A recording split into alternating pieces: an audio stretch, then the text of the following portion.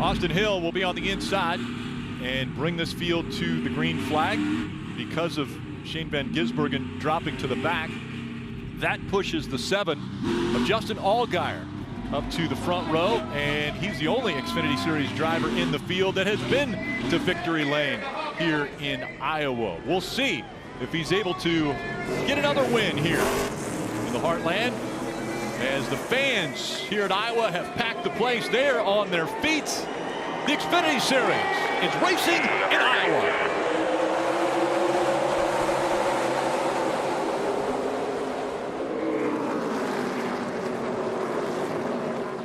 Seven sideways as he goes through 1 and 2, but he'll take the lead away. What a move. Wow. First time they've really been side by side this whole weekend. He wasn't scared. Up the racetrack, the 18 gets into the side of Austin Hill. They both catch it, continue to go the right direction. 3 wide as they cross the stripe. They might be conserving tires, but they're not conserving the bodies on these things right now. They have no problem moving somebody quickly. And that outside, that move is something I wasn't expecting until maybe we get 20, 25 laps into this race.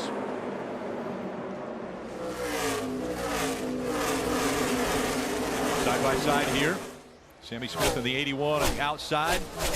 Now they get back in line. Guys, watching this so far, you can see it kind of getting more single file up front. But if you look back in the pack a little bit, every corner has been 3 wide at some point in time. And again here. That's really what this racetrack needs, right? The more, oh, he saved it. Yeah, Brendan Poole in the 44 got out of shape, went up the racetrack. 51 to Jeremy Clements, just a really good save there. They're still side by side. Again, none of these Xfinity cars were on the track earlier today. Their qualifying was canceled. But they were able to watch Cup qualifying. Still more contact happening. Matt Benedetto in the 38. A little contact there as we look back on the start of this race. Justin Allgaier just flying around the 21. That's a move of bravery right there. I mean, trusting the racetrack that it would have the grip. That is brave. Yeah, brave and talented, and that's what Justin Allgaier is, and he's shown that many times. You see the contact there, and I think that's the driver's biggest concern, is getting to that top side of that new pavement, because that's kind of where it's the thing. Hadn't been much activity on there so far. And still we're seeing side-by-side racing here. A little bit back in the field. It's Allgaier by 0.4 of a second. Austin Hill running second, 0.4 of a second back. And then really it's side-by-side racing for positions all the way back through the field of 38. Yeah, Austin Hill's done a great job to make this comeback, because when he went into turn 3 on the first lap, he got put in a 3 wide situation, and I thought that he was going to lose 4 or 5 more spots. He came out of that, and here he's chasing the leader down. Learning quickly here at Iowa. Yeah, Rick, Austin Hill set his way loose to fire off. But DJ, you talk about the second lane and how it's coming in.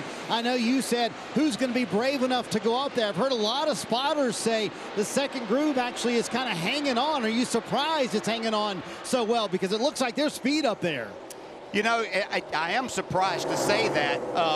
But I think that because of all the unknowns, we had no idea. Nobody really wanted to venture up there yesterday in practice. So now some people are getting put in that situation, and all of a sudden they're saying, oh, wow, this feels really good. I can carry more speed right there and get back to the throttle sooner, and we're seeing it work. One thing that makes me concerned about running that second groove is that no one ran there in practice, as you said. That means there's no rubber in the racetrack. Yeah. And so there might be grip there, but there's also danger there, because that puts more heat and more wear on the tire. So I don't want to be the first guy up there. I want somebody else to be there to make sure it doesn't cause a problem.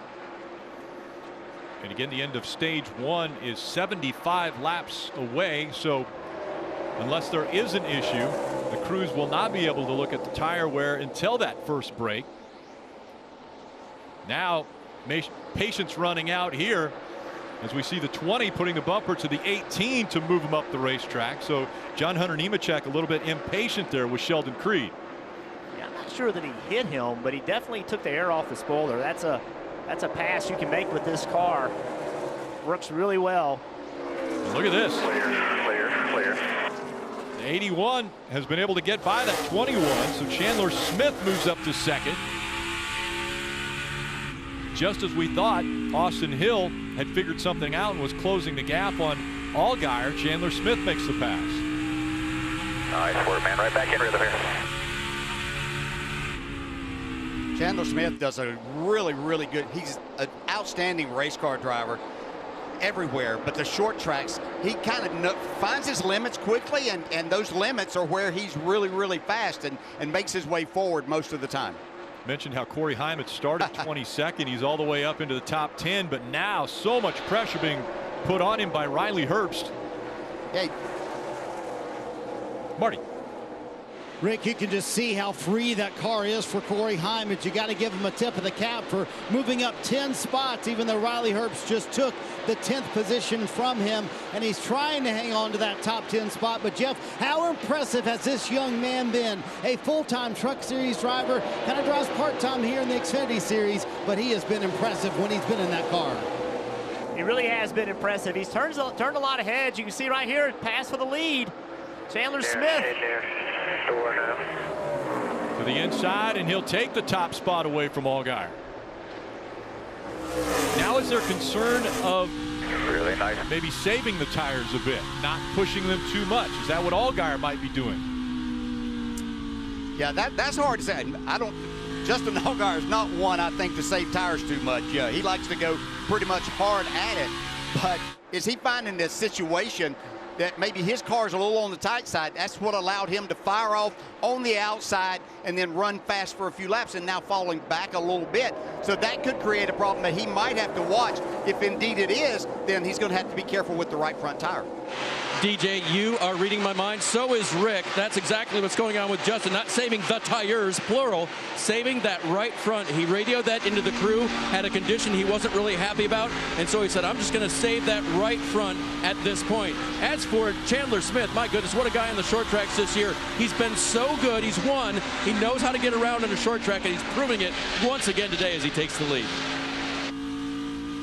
Yeah, Chandler is proving how good he is, but I think this is a great opportunity for his spotter, Chris Lambert, to say, hey, leading the race by 2 car lengths is the same as leading it by 40.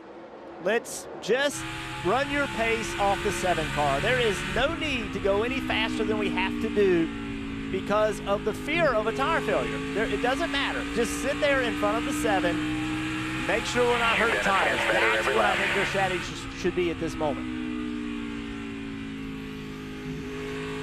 After an early surge from Justin Allgaier, he's been passed by Chandler Smith.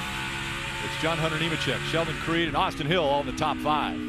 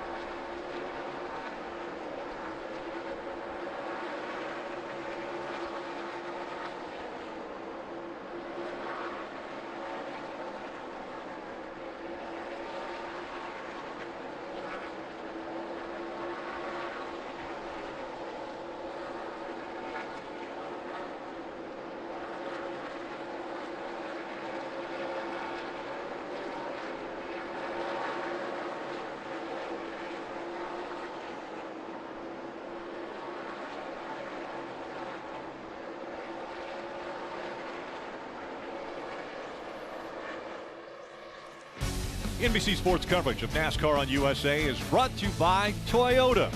Let's go places. And by Liberty Mutual Insurance. Only pay for what you need. 24 laps into this first stage, and let's go back to pit road and check in with a few of the drivers. Marty. Austin Hill started second today, or actually started first today. Rick back in fifth. He said it was loose to start with. Is it any better now? Listen in. Loose, and it's worse when they get tight to my bumper. It's just like they're able to get to the gas harder and earlier than you off of 4. 1 and 2 is not bad when you're able to cover tight to the asphalt, but we're leaving it early off of 2.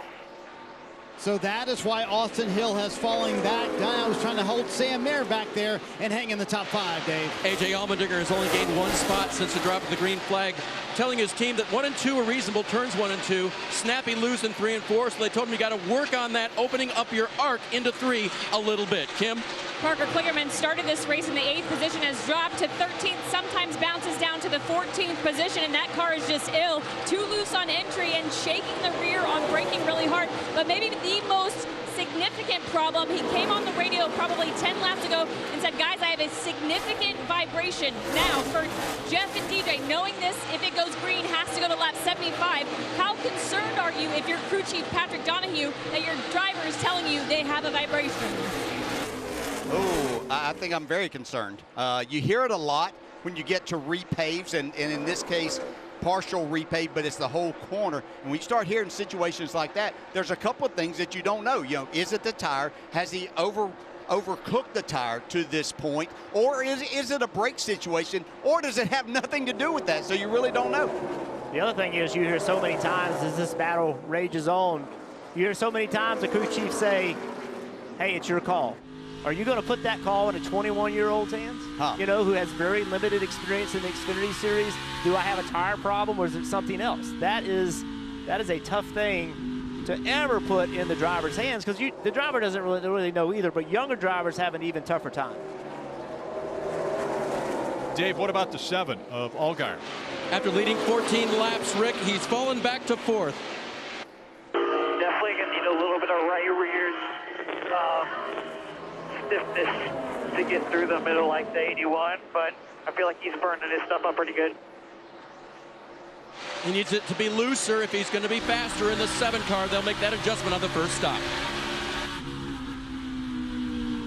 So it's Chandler Smith, John Hunter Nemechek, Sheldon Creed, 1, 2, 3. Then Allgaier and Austin Hill. It looks like Allgaier is going to lose a spot to Hill. That's for 4th. So after falling back, Austin Hill moving the right direction again. All right, you can see where he's running. He's just committed to running the top. There's doing a great job here, man. clearly speed there. Spent some time on the racetrack yesterday, and like most racetracks, DJ, the top lane, it's a bigger radius. You don't have to turn the steering wheel as much to get the car to do what you want it to do. But everyone was afraid to go there because it was so slick. But now the grip is there. Sorry, Jeff. Had a car hit the wall out of turn 4. That's A.J. Allmendinger in the 16, who now is in the infield. That looked a lot like a right front went down. I just caught them as he was going there. He was running 10th.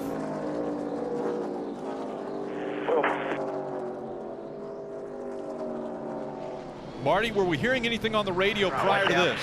Well, I've heard that it was a right front flap from some other spotters, but I have heard a number of spotters and a number of drivers, Jeff, talking about how they have a massive vibration in the right front, including Corey Heim, who had made it almost, or into the top 10, I should say. He said he felt like the right front was losing air. So I think this caution, while not good for the 16 and A.J. Allmendinger, is good for the rest of the field. They want to get a look at these Goodyears. The AMR safety crew immediately there to A.J. Allmendinger as he came to a stop in front of the grandstands. That's what we talked about, DJ, is you know, pace is important, but when you have tire issues, you know, you don't want to be the first guy, right? And it's not the only thing a driver can do is just slow way down, right, to keep it from happening. But this situation just puts everybody in a very, very difficult position. Let's see what happens. Yeah, that car just will not turn. He's gassed up right there, going hard off the corner, and tire lets go. There's nothing you can do as a driver from that point. Hang on, and hopefully it doesn't hurt. So the question now is, what do you do as a team and a driver to fix this problem? You know, and you're limited on the number of sets of tires that you have in the Xfinity Series. How many tires can we put on? It's a heat-related issue, so you know, more air pressure probably ain't going to help this problem. You know, so what is the fix? And the fix, honestly, is pace. Yeah. And you're just going to have to back it down a little bit and not be the first guy with a problem. Big hit. Big hit. You know, so that was in practice yesterday. 31 laps by Justin Allgaier was the most that anyone ran. This being a heat issue, as we talked about, where the tires are blistering from that point. A blister is something that is hard for a driver at times, Jeff, as you can remember back. Sometimes you don't realize that that's actually happening, and then it's too late, which I'm sure that AJ probably found out there. He thought he might have a problem, but what do? You know, is it really there? But that was 34 laps right there. We questioned, when are they going to use this set of tires that they were extra set they were given? Well, now we know it's going to happen right now because you can't take that chance. Yeah, as you know, we got the report from Marty. You know, we have multiple teams were communicating about vibrations, and finally a tire did have a problem. And so now, if you're here's what's confusing, right? If you're one of those drivers that had a vibration but didn't have a tire failure, what do you do the next time you get a vibration? Do you assume you're not going to have another tire failure? It's a very difficult position. Let's listen in on Hunter Nemechek and his communication with his team. You think the 81's coming? I feel like he should be coming. He's been pushing pretty hard, but if he doesn't come, I feel like we definitely should stay. Yeah, 10-4. I'd kind of prefer to stay. I'm a little nervous about the vibration. Yeah, 10-4. I agree. So, he's coming. 81's coming. Yeah. I don't see how you could stay out there after that. The 20 stayed out. He stayed out because he's afraid he's going to run out of tires. That's why he stayed. If he knew he had unlimited tires, he'd be pitting right now, Kim. You see Sheldon Creed with that chassis adjustment just way too free. He said the car is good. I just needed stability when I cracked the throttle. Too free both on entry and exit, Dave. Chandler Smith's car very good, obviously. 4 fresh Goodyear tires. They are not scuffed, Marty. Austin Hill just way too free, going to put on some new Goodyears here, and they wanted to get a look at this right front tire. He did not have a vibration, but he could tell other people certainly struggling. 4 fresh tires for Austin Hill, and hopefully tightening up the 21. Race off pit road is won by Chandler Smith. And again, quite a few came to pit road, but there were at least a handful that stayed out. We'll get to the lineup, and we see what issues there for Brandon Jones. Fairly running. Yeah, it's looking out of lights.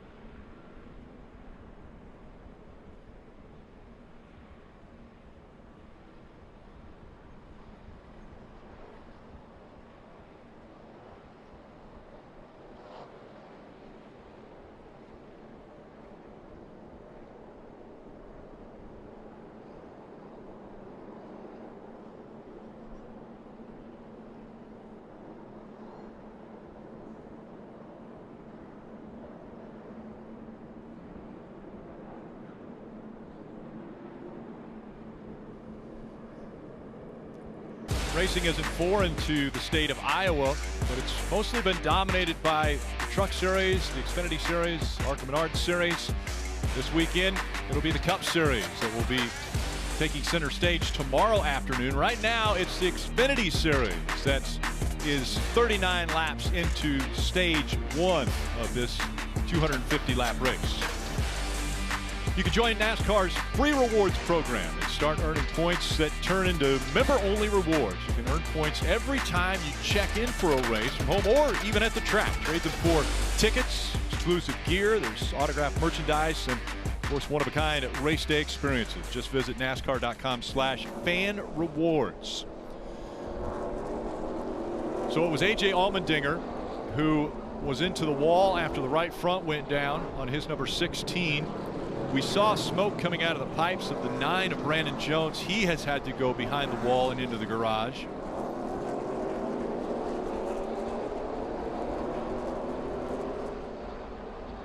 Kim, what are we hearing about the 9 of Brandon Jones? Yeah, you mentioned the smoke, and then they had him check all the gauges. At first, the gauges looked okay, but then as he brought it back in, 0 voltage on that Chevrolet of Brandon Jones. Right now, you see him in the garage with the hood up, trying to diagnose exactly what is causing that problem. Yeah, voltage wouldn't cause smoke to come out, so that tells me there's something much bigger. Top 3 stayed out. Nemechek, Clements, and Ryan Ellis. So Steve just showed me something over here that in a crazy way, if the 20 doesn't have any blister or any problems at all, this could actually be a good thing to recycle the tires because it has the heat, they've cooled off, and now they might be better. And he'd have an extra set of tires. Yes. In the field. They had 4 sets lying. These 3 that are out in front and the green flag has come back out. They'll still have those 4 sets. Everybody else in the field came to pit road. And way up the racetrack goes the 20 of John Hunter Nemechek. He can't keep it down.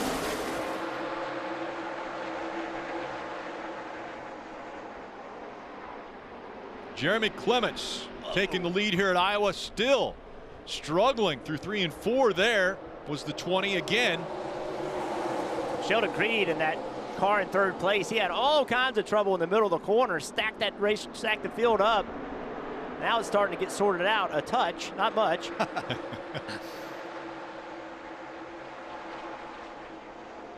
Still 2 and 3 wide, back a little further in the field. How about Sam Mayer in 4th place? He was horrible yesterday. Comment from his crew chief is, we're so bad, I don't even know how to fix it. And now he's sitting there running in 4th. Here's Allgaier. Cleared at 20, now just at 98.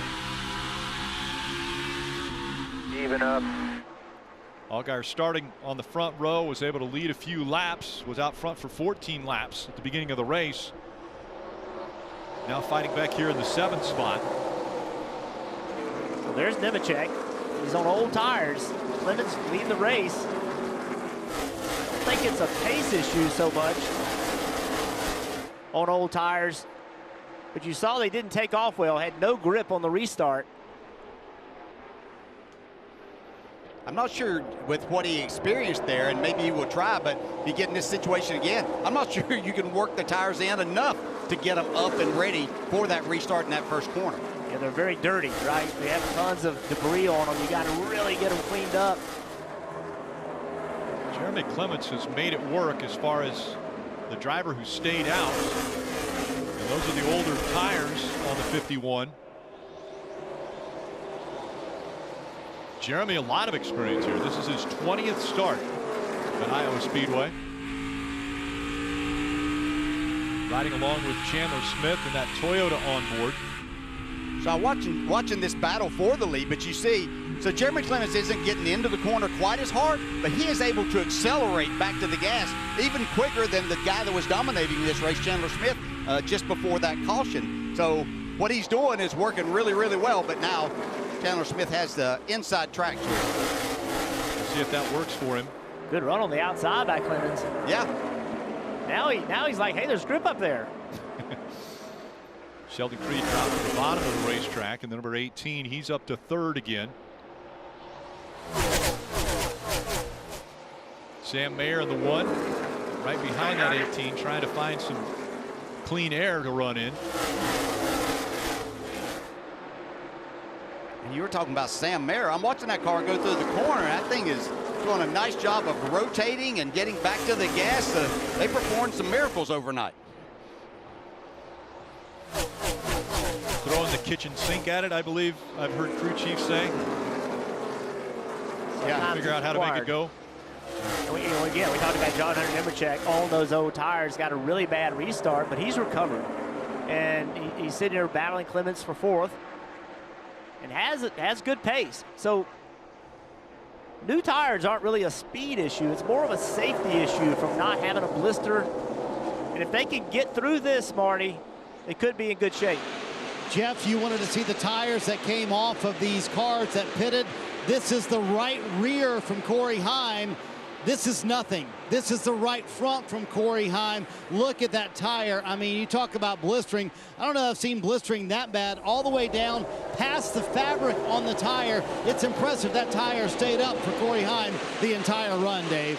And Marty, early in the run, Justin Allgaier talked about trying to take care of that right front because he knew that he was having the same kind of issues. So his right front came off the car, and yeah, severe blistering as well on his. They got 4 fresh tires on there now, and Allgaier's picked up 3 positions since the restart. As for Chandler Smith, the new leader of the race, here's what his crew chief said to him on the radio. Let me know when you look at wear. I'm curious. All the rubber that was on the racetrack, I mean, it's still rubbered up pretty big here, but yeah, we needed it there. Just we didn't want to risk anything, but our tires actually look really good there.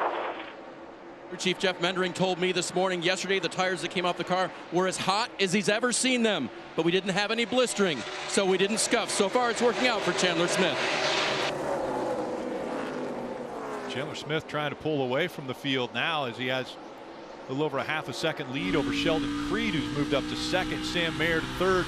John Hunter Nemechek 4th. Jeremy Clements has fallen back to the 5th spot. So, Jeff, as we look at this and we talk about, so there wasn't much fall off, and we see John Hunter Nemechek be able to stay up there. He has an extra set of tires, but is that really going to be an advantage if he pits when the others don't? It's only an advantage if it's tire failures, right? You're putting on tires to keep from having a tire failure. But the point you made earlier that Steve made, who's hanging out in the booth with us, he can't talk because he has laryngitis. Yep. But he's hanging out with us, and you know, the point that he made was, hey, like when you put a heat cycle on the tires, sometimes they last longer. So be interesting to see. We just don't know where this is going. The teams don't know where it's going either. That's why it was a very, very bold move for the 20 car to stay out, knowing that caution came out because someone had a tire failure. He's a team player. You mentioned Steve. Yep, he's over there. Wave, Steve.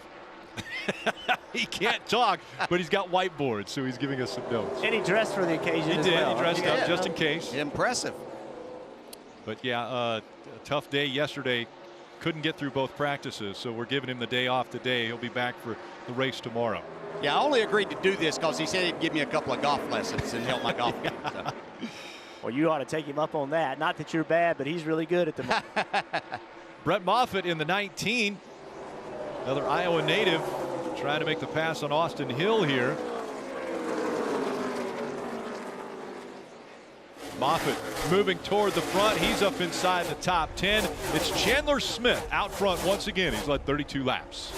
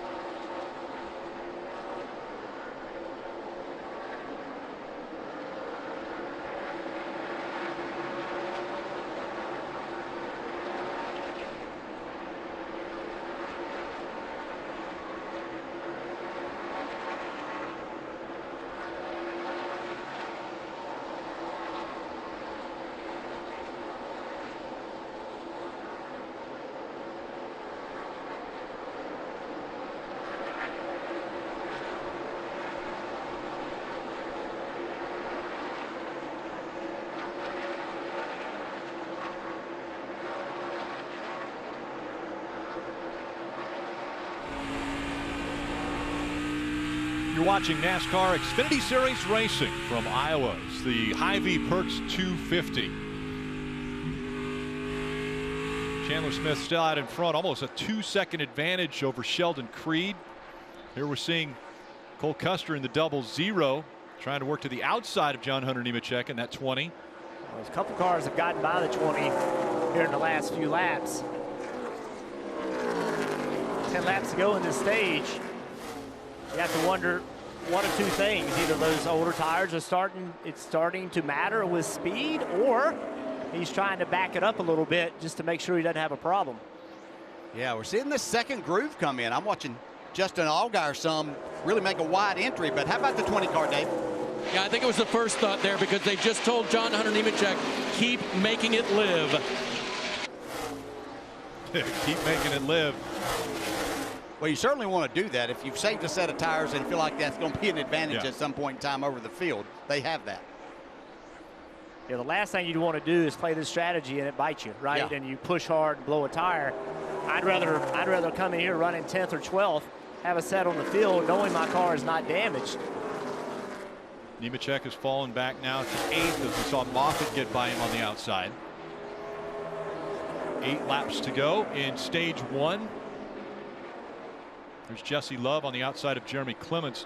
Jesse Love trying to get past this 98 of Riley Herbst. Hearing a vibration on the 21 of Austin Hill. Marty, what about it? Yeah, Rick, it wasn't just a few laps ago. Austin Hill was up there battling in the top 5. He has fallen all the way back to 20th. He said he's pretty sure he has a right front tire coming apart or something. Andy Streeter's crew chief said, back it down as much as you can. We only have a few laps left in this stage. But, Jeff, this run right now, only 28 green flag laps, and already Austin Hill thinks he has a major issue. Vibrations getting worse, so it's definitely something. So Marty, the advice to him is correct. You just have to back it down. We cannot have a problem. I don't care if you almost go a lap down. We cannot get in a wreck right here. Kyle Sieg goes by Austin Hill. And again, Hill has now fallen to 21st. 4 to go in stage 1. Chandler Smith, he's feeling confident as he made the comment to the crew chief, let me know what the tires look like. They said they looked good, and he has pulled out to almost a 4-second lead over second place Sheldon Creed as the cautions come out. And up into the wall or near the wall, Jeb Burton in the 27.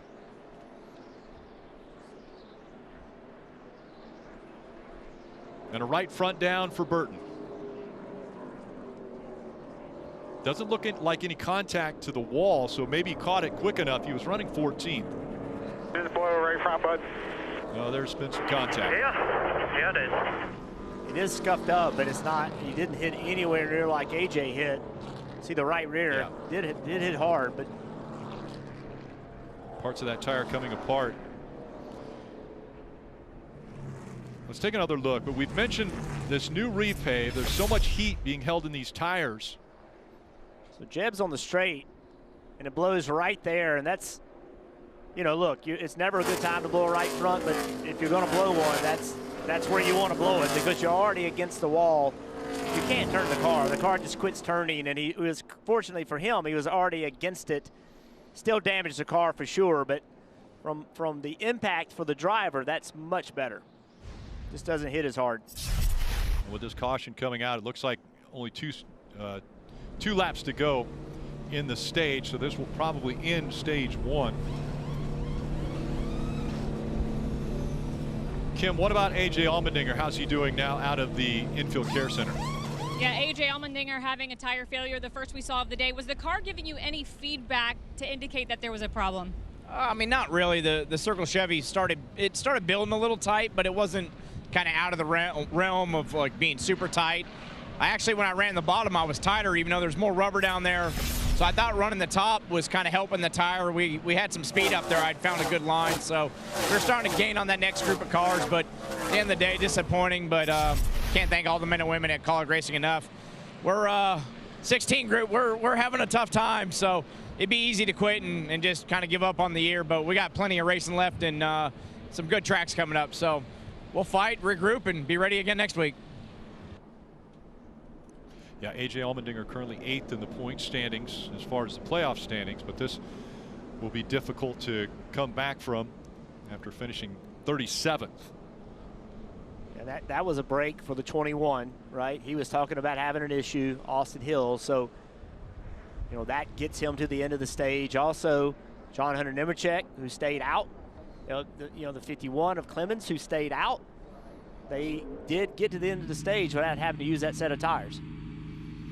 Nemechek actually finished in the top 10 with that 9th place finish as they're getting ready to come across the stripe here for the end of stage 1. And this will be Chandler Smith getting the win. It's his 4th stage win already of 2024. Creed finishing 2nd.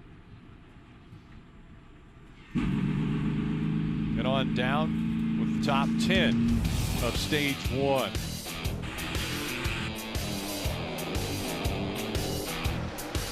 A.J. Allmendinger was the first casualty of the tires, and we made it all the way to the end of stage 1.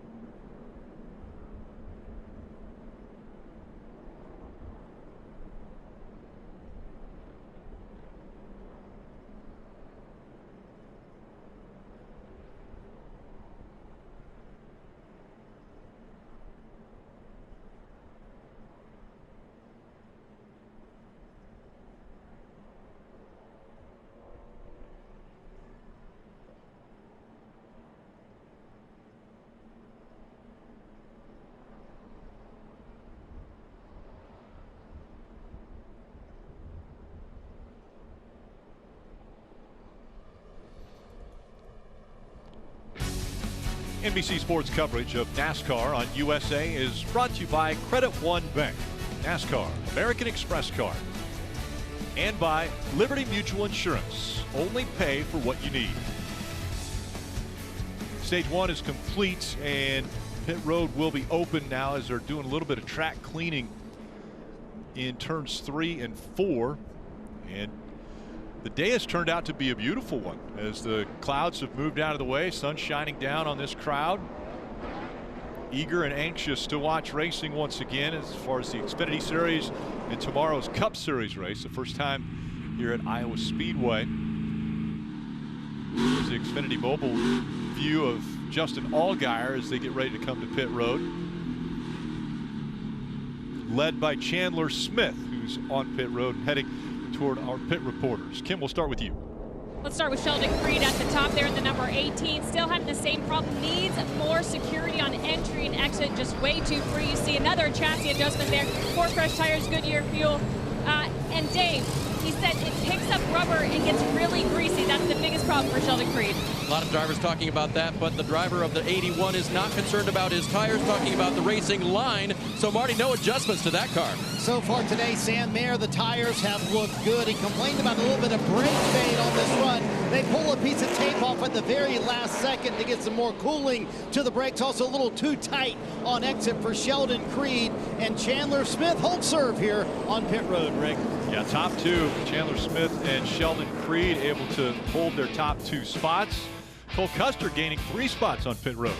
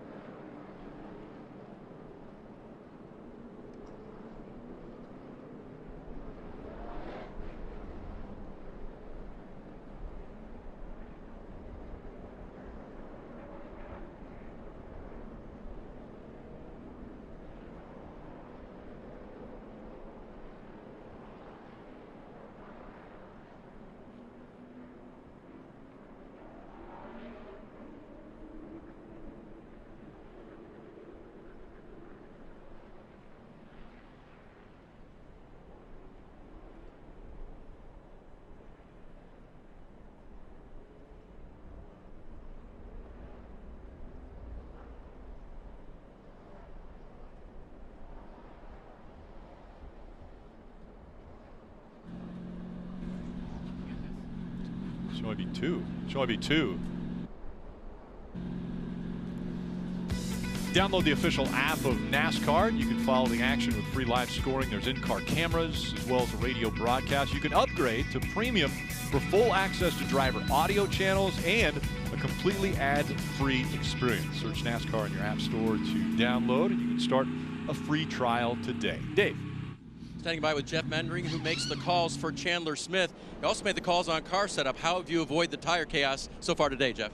So far, it's been good. We got some left front wear. Our right sides look good. A lot of people are having issues with right sides, but yeah, I think we got a really good balance. Chandler's doing a good job managing it, and hopefully we can keep it in one piece and stay up front. There you go. It is a short track after all, Rick. Oh, yeah. Success for Chandler Smith. 2 wins already in 2024.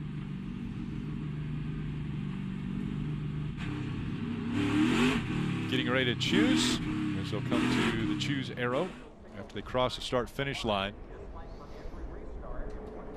Chandler looks like he was drifting down, but he'll stay up top and restart on the high side.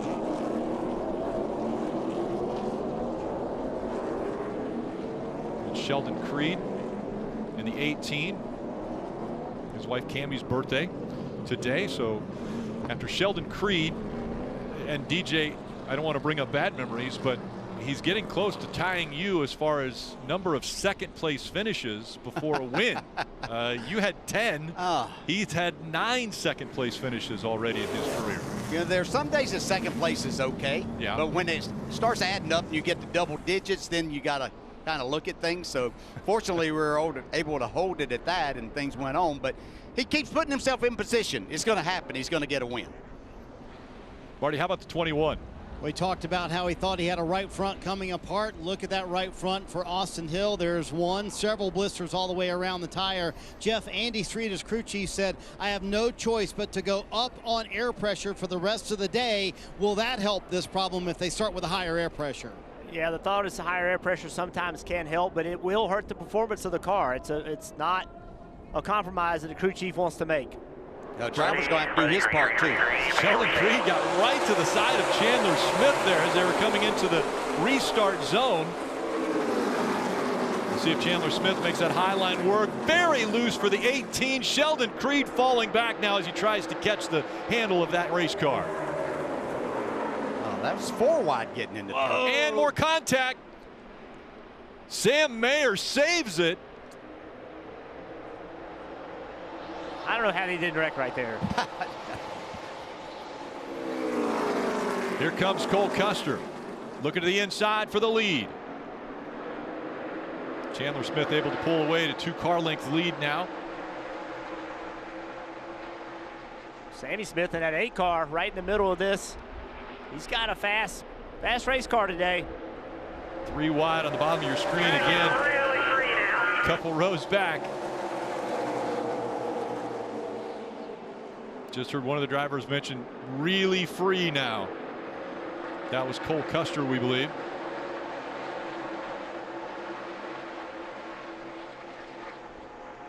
Yeah, you start making adjustments. The track is changing, so you're going to go through that.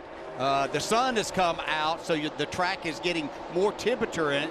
So all of a sudden, the things that you had going on the run before are completely different than what you're doing now that you made those adjustments. I think Cole Custer's a little bit faster than Chandler Smith right now. Will there be tire conservation now after the crews have seen the wear that have come off of these cars? I think if I'm driving the race car, I'm having to take it a little easy these first 5, 6, 7 laps. You know, I say that, but if you give up 4 or 5 spots because you don't get a good restart, then you have to go earn them back. Well, then you're hard on the tires then too. So I think you try to save some tire when you can. Oh. And back up into the wall, the 97. And so Shane Van Gisbergen learning. That's a backup car, trying to continue to learn in the Xfinity Series. Sorry about that, guys. He was running 25th. Yeah, he got himself in trouble yesterday. It was a 50-minute practice yesterday. That's very rare. Trying to take advantage of that to learn as much as he can. Trying to make the transition from a road racer to an oval racer, it's difficult. Lost some practice yesterday, as you mentioned, Rick, in a backup car, and then in another wreck today. And, you know, lap 88 of 250 is a lot of laps. There's 163 laps. He's not going to be able to learn from today, and that's what you don't want for young race car drivers. And he's been so good all year about that, about getting laps, finishing the races, and I think he's tied for second as finishing the most laps so far in the season. First DNF because of an accident. It just gets around on him. Then when he went to catch it, he caught the 29 as well. So Blaine Perkins, wrong place at the wrong time. And this is hard on your confidence. I don't care how many races you've won doing other things. Big hit there for the 29. You mentioned it. It's still hard on your confidence. And it's when you make these mistakes, make them 2 days in a row, you're trying to learn. You got to find a way to learn from it and move on, but it is very difficult. And there's a spotlight shining down on Shane Van Gisbergen because of what he did a year ago at Chicago in the Cup Series. His very first start, he went out and won that race. He's won 2 Xfinity Series races already on road courses. So much talent behind the wheel, but this is foreign to him. The short tracks, the ovals, things just aren't the same as what he grew up and has done most of his life. This was yesterday in practice that sent him to a backup car. Yeah, and that was just a slight issue that he made there. Just got a little too high at the time, and then the rear steps out, and he did the right thing trying to turn the wheel a little bit to correct, but it just sent him into the wall, and so that's kind of all spiral there. Once you do that and make that mistake, then the rest of the weekend gets twice as difficult as what it was going to be anyway. And Jeff, I know this is trivial, but you sometimes have to learn how to wreck without wrecking your car, right? I mean, this is a situation where he tried to catch it, went right back toward the wall. Would it have been better off if he would have just turned left and locked it down? Well, look, you're right. I mean, you do over time, you do learn in different situations what to do, but the only way to learn is do it. And I just think it's a difficult transition, which is why he's in the Xfinity Series. They didn't take him straight to Cup because, he has so much racing experience, but not doing this. And the only way to learn is to do it. And it's not going to be an easy transition for him, but he has great people around him. He's got people that believe in him. And given the time, he can figure it out. Shane Van Gisbergen, he's raced motocross, quarter midgets, karts, most well known for his Supercars championship races, where he's a 3-time Supercars champion. But today, for the second day in a row, he has wrecked the 97. This time he's out of the race. Chandler Smith still leading here in Iowa.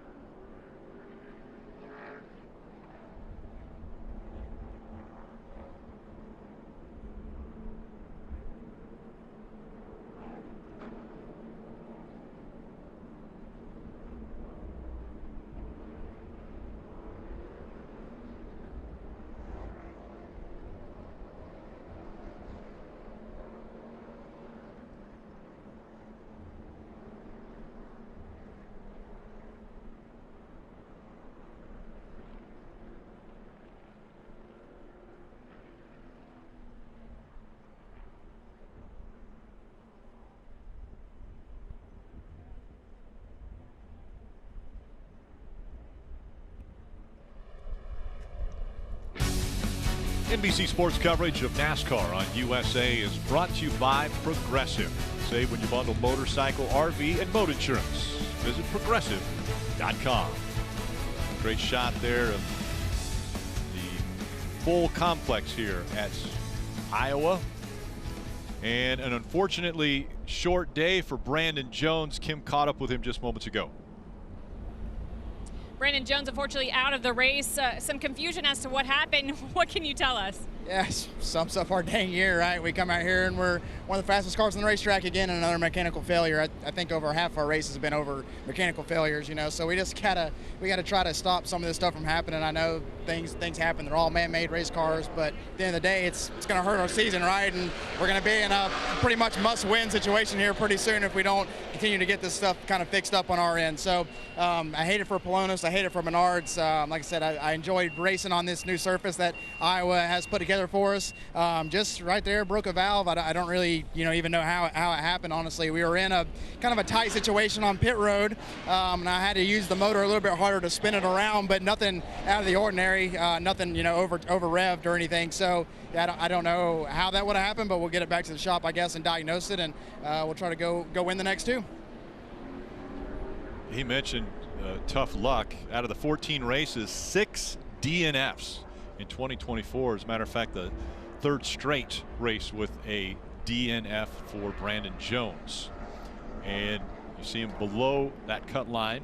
12 positions available for the playoffs. And Brandon Jones right now 77 points out of that 12th position with his difficult finish today in 36th. Dave. Rick, with everyone having tire troubles, it hasn't exactly been a cakewalk for Chandler Smith, the leader. Listen. I struggle. Like, once I just go off in there, right when I touch that new pavement, it's just a four-wheel slide. Just hold on for dear life. Like, you can see it every time I barrel off in there. It's just, there he goes. So handling it is Chandler Smith, but Jeff Burton, sometimes if you're the best of the chaos cars out there, you can go win the race. Well, you're right. It only matters. It doesn't matter how your car drives. It just has to be better than everybody else's. And, you know, that's easy to say sitting up here because as race car drivers, we want it to be great. But when you are complaining about your car, it's real. And I think it's important for the crew chief and the team not to ignore him because somebody's going to get better. Yeah. And if you get complacent and you think, hey, we're good enough, and you don't keep trying to make your car better, that's when they come at you because everybody else knows you have the fastest car. They have to do something different. You can't get complacent. Most recent driver out of the race, Shane Van Gisbergen, is standing by with Dave. Rick, it's been a long weekend for Shane. Crash in practice, crash now. What bit you this time? Yeah, just got loose. Guy on top of me, and you know, we just stayed out, got back on lead lap, getting more and more confidence, and just got loose and tried to sort of spin in the middle, and someone collected me. So yeah, my fault again. Gutted for the Kaulig Racing guys. 2 cars ruined there, and yeah, Kubota, Chevrolet. Thanks for everyone supporting us, but yeah, just gutted to do that again. What boxes did you check off on the positive side for your short track program? It's the first time we've crashed out of a race, really. So that's not the positive. No, it's gutting, but yeah, learned a lot all weekend, and you know, we actually had some speed yesterday, which was cool. So yeah, but the car today is a little bit difficult. So try again next week. Difficult weekend for this true pro, guys. Yeah, it was Kyle Weatherman that got him when he was coming back down the racetrack and sent him back up into the wall. So unfortunate there. As we see the choose, and it'll be Smith's. Sammy Smith on the inside, Chandler Smith on the outside. Remember early in the race when the 20 car stayed out on tires and he had a restart and he went from the bottom, he went all over the racetrack. He had no grip whatsoever. Most of these guys have restarted on stickers for the majority of this race. Now everybody is on tires, on scuffed tires, and it's going to be interesting to see how they drive with hot tires with all that rubber stuck to them. They do not make the same grip as they did earlier. No, this is going to be wild right here. I mean, we thought these other more wild than what we've already seen? I don't see how it can't be. And which lane do you want? Obviously, several drivers believe the outside's the way to go. Let's see how it happens. Chandler Smith and Sammy Smith through the restart zone. Green flag back in the air.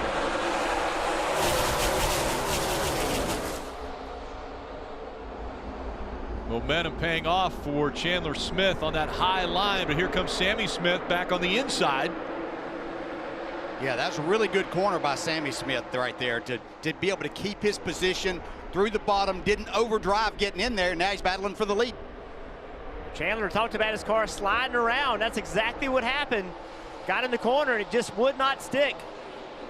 Sammy back to the door. And sliding up the racetrack, he's able to hang on to it, though.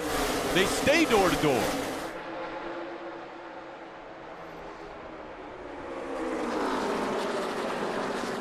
Sam Mayer in the 1, looking to put a little pressure on Sammy Smith. As we see Cole Custer on the high side clear Sammy and move up to that 2nd spot. Yeah, Sam Mayer being very aggressive. That was a 3-wide pass that he made there to get himself positioned. Now trying to continue to go forward, really getting off of turn 2 very, very well. How about Ross Chastain in this 92 car, the outside of the 1? He's found himself up in the top 5. Able to clear.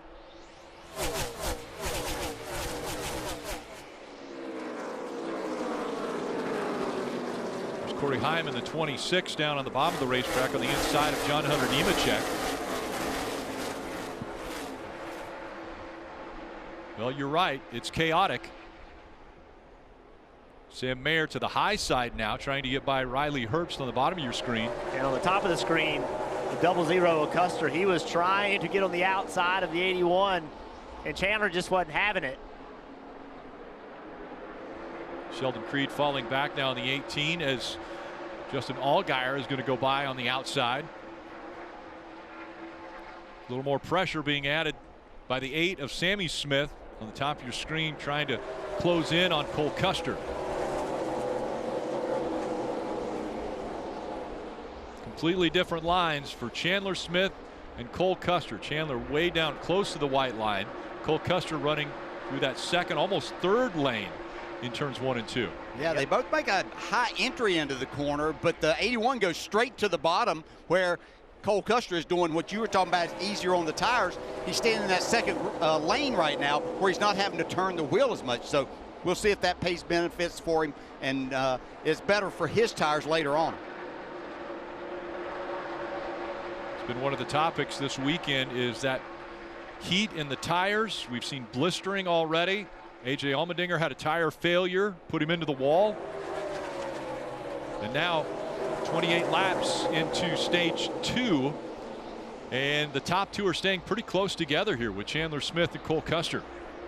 And Cole has gotten outside working, and as you said, DJ, it's all about the entry, right? See how he's able to enter high?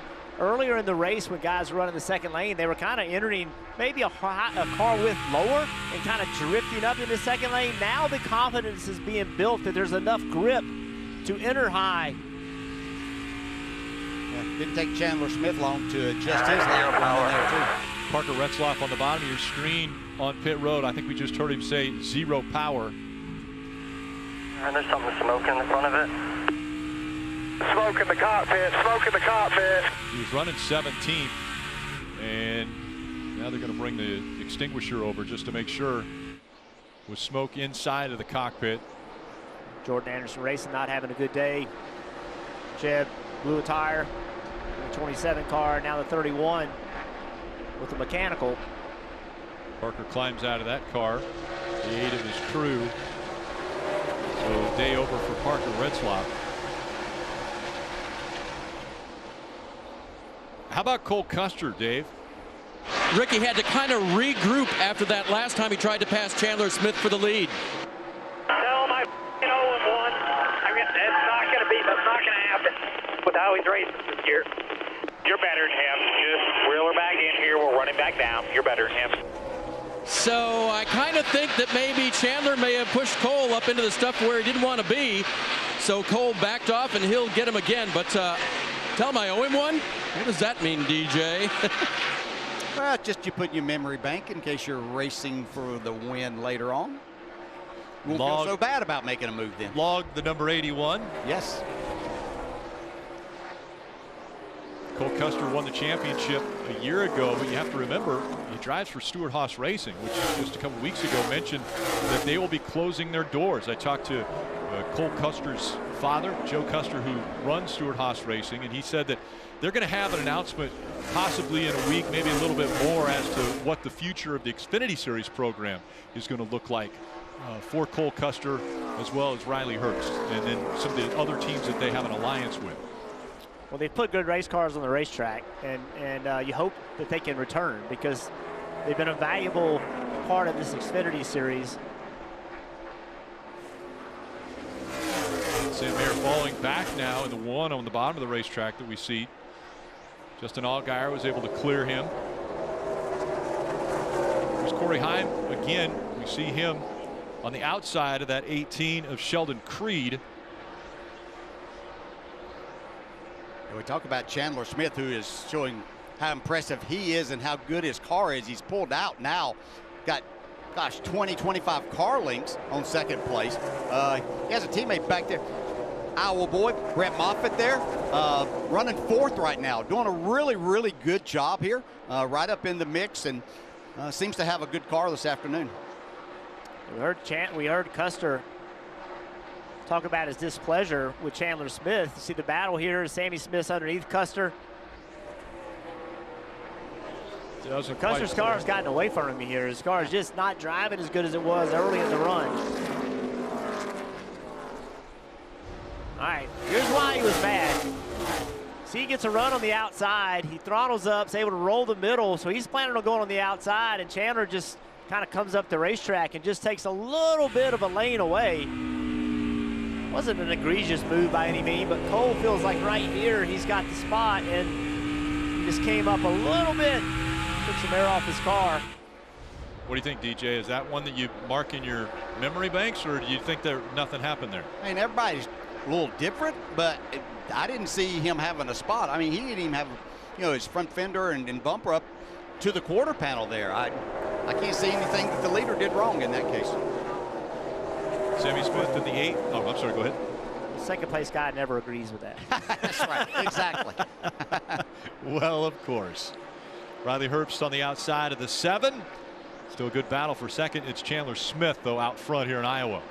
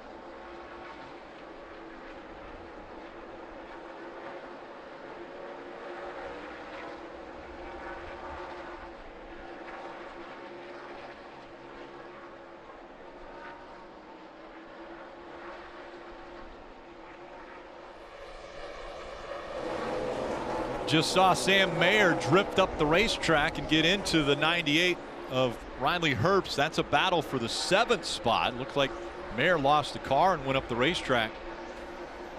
Close call for both drivers. Yeah, that might have been an intentional drift. Really? I think he thought he might get in there and be able to slide up. He's carrying speed. His car's a little bit better right now, moving forward. I think he thought he could clear that, but he wasn't. Corey Heim just in front of him. Let's take another look at that one in 98. Let's see what happens here. So this is first time, kind of gets squeezed into the wall. Didn't seem to bother him any there. Kept speed. Here making, oh no, he did. He had a little issue right there getting into the corner. We have caution. 07 around, and Patrick Emmerling brings out this caution. 4th caution of the day. And you heard him say, fire it up. He was running 25th. Just on the inside of the 5 of Anthony Alfredo.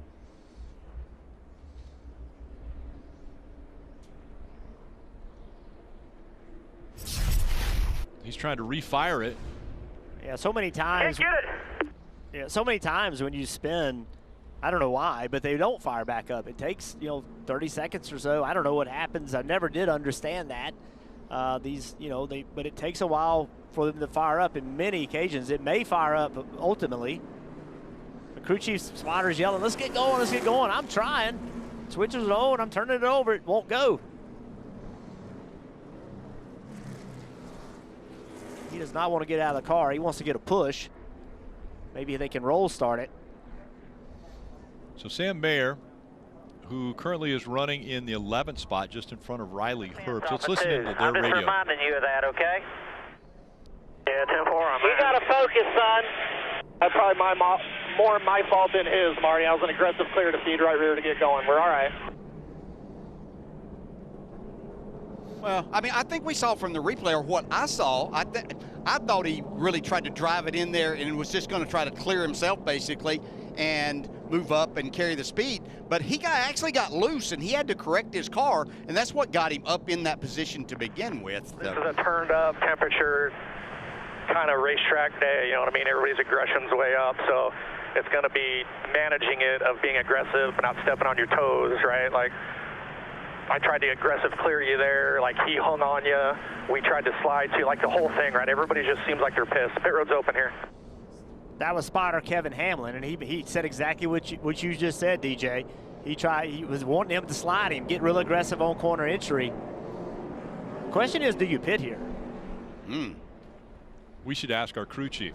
He's shaking his head no, because he can't speak. Well, you know, we haven't seen any tire issues lately, so you see one car coming, several behind him, but teams getting more comfortable that tires can run the distance. A few cars did make their way onto pit road, including Parker Kligerman. Kim? And Parker was reporting a very significant vibration. As crew chief Patrick Doningshoe said, is it just a chatter? He said, no, there is something wrong. So he did bring Parker down. There are scuffs going on this race car right now, Marty. So here's the deal. If they're going to put on stickers here, Cam, you see Brett Moffitt, bottom right of your screen, Austin Hill, bottom left of your screen. Putting on stickers here leaves you one set for the rest of the race, and there's 24 to go here in stage 2. So an interesting move. And also of note, for both Austin Hill and Brett Moffitt, they did report vibrations on the last run. And Brett Moffitt from 7th, that was the first car to come onto pit road. We'll see how it ends up working out for him as we get ready for the restart.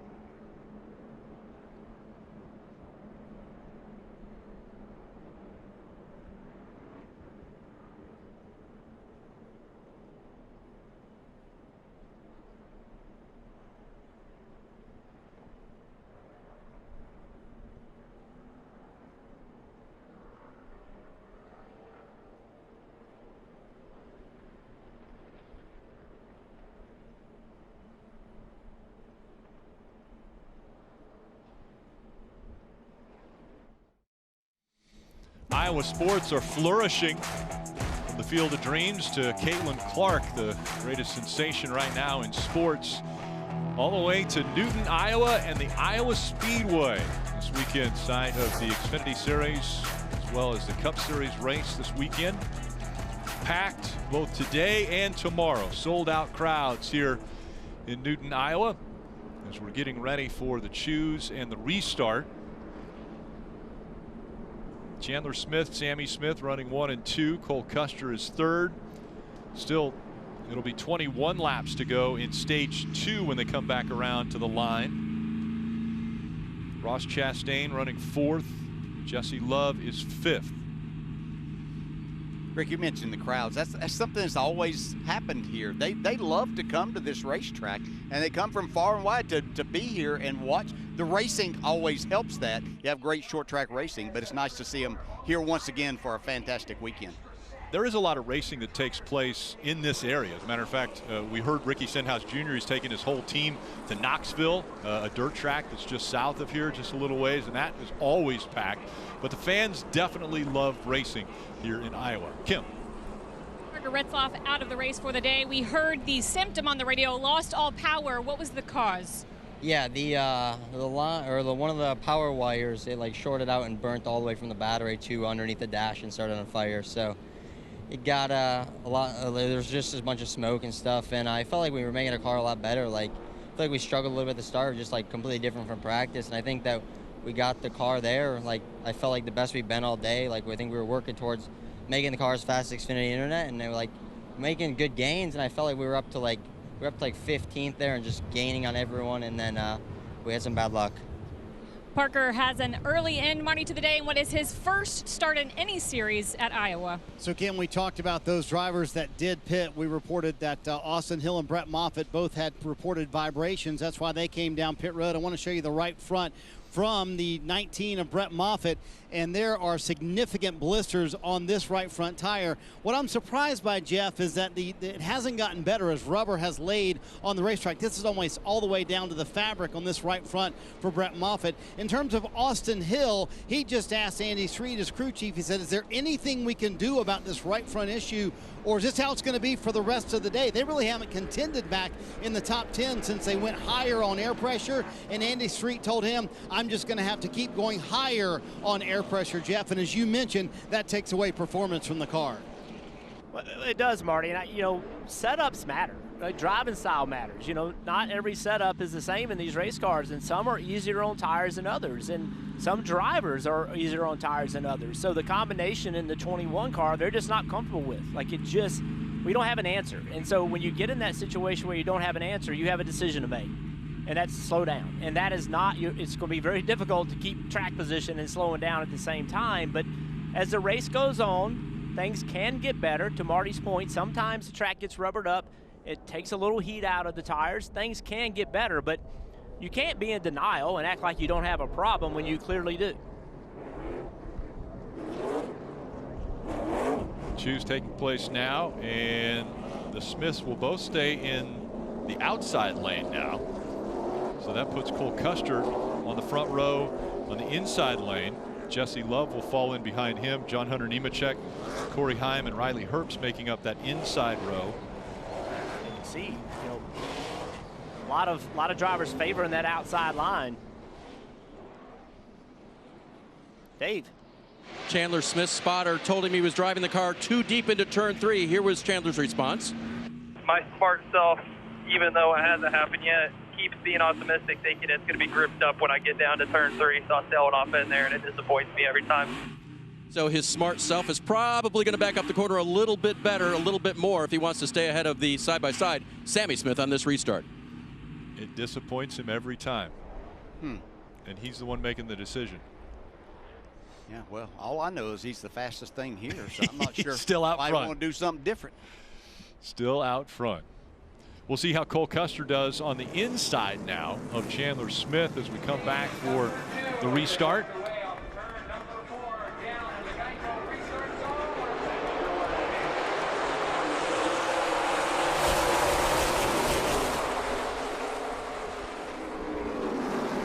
Great launch by Chandler Smith. Cole Custer struggling to the inside. Jesse Love making it 3 wide. All the momentum lost there for the double zero, and 3 cars got by him.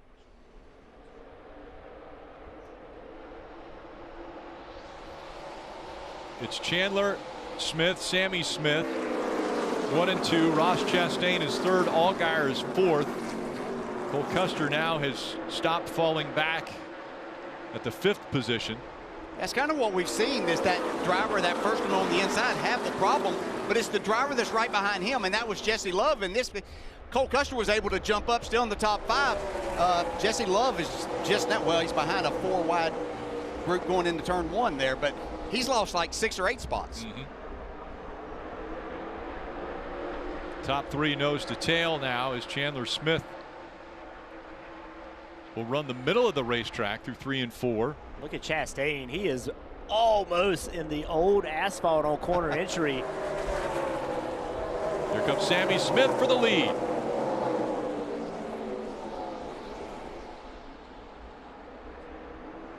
Can't make the pass. Chandler Smith on the outside pulls back by. John Hunter Nemechek on the outside of this group. Yeah, he was all but wrecked off of turn 2. Look at Chastain. He keeps pushing that entry into the corners. He's higher than anybody. This is a familiar theme. The 81 has trouble on the restarts. They all get stacked up behind him, and then as time goes by, he gets better and better. Yeah, it's kind of like if he can fend off that first run and attempted pass that they make at him, then he's able to kind of settle into what he wants to do and pull back away. Corey Heim has made his way. We see him on the bottom of the screen. He's made his way up into the 7th spot now. And we mentioned at the top of the show, yesterday in practice, Corey Heim was very impressive, very fast in practice. But because there was no qualifying, he had to start this race in 22nd. Now he's worked his way up here where he's competitive in the top 10, fighting for that 6th spot with Allgaier right now. Corey Heim so talented behind the wheel. He's running full-time in the Craftsman Truck Series. 4 wins already this year out of the 12 races they have run.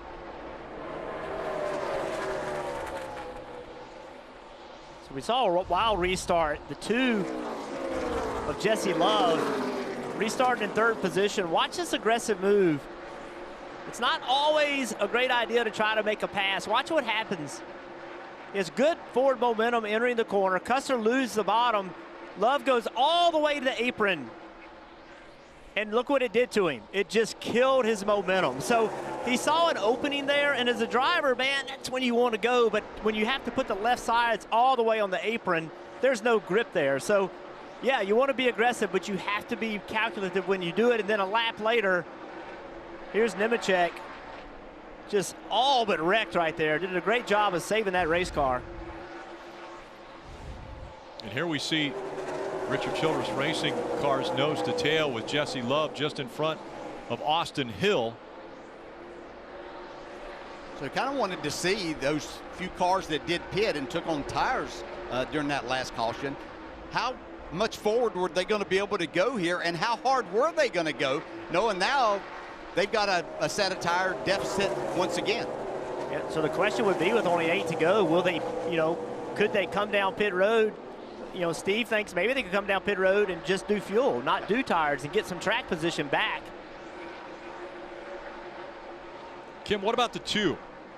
Well, it's interesting how aggressive he was on that restart, because during the caution, he told his team he had a vibration, and he had been trying to save tires during that last run. His crew chief came on the radio and said, we only have 2 sets left. I cannot bring you down. So despite having what he thinks is a tire issue, the ability to show that aggression on a restart, we'll see what he's got the next 7 laps for Jesse Love. And he's trying to get by Cole Custer, who right now is running in the 9th position. Custer has fallen all the way back to almost falling out of the top 10 after starting up front after this most recent restart. Racing the 21 car right here. He's picked up 6 spots since the restart. And things are getting heated right here. Yeah. It is. These 2 are teammates. The 20 doesn't care. 20, yeah, the 20 doesn't care. Wow. John Hunter Nemechek got into the bumper there of Austin Hill. Here comes Matt DiBenedetto in the 38 on the outside. It's 3 wide again. And the 19 of Moffitt, he pitted on lap 126. Austin Hill pitted on lap 126. They have newer tires than everybody that they're racing with. Sam Mayer's been able to sneak by Sammy Smith for the 2nd spot as we have less than 4 laps to go before the end of stage 2. And these teammates continue. Austin Hill on the inside. Jesse Love now falling back on the outside. So Hill makes the pass. It was almost reminiscent of Martinsville a year ago, except it was Creed who was behind the wheel of the 2. John Hunter Nemechek also being able to clear Jesse Love. Now Love fighting back on that high side. Corey Heim moving up. He's 6th. Trying to take the spot away from Creed, which would be 5th. Oh, way up the racetrack. Allgaier catches it before he gets into the wall. And there's no one close to him from behind, so he may get away with that with only 2 laps left. He's wiggling his car right now. And he's just trying to get the rubber when you run out of the groove, all that buildup that's on the racetrack, that debris gets on your tires. You're just trying to clean that off. Regroup. Last 2 laps.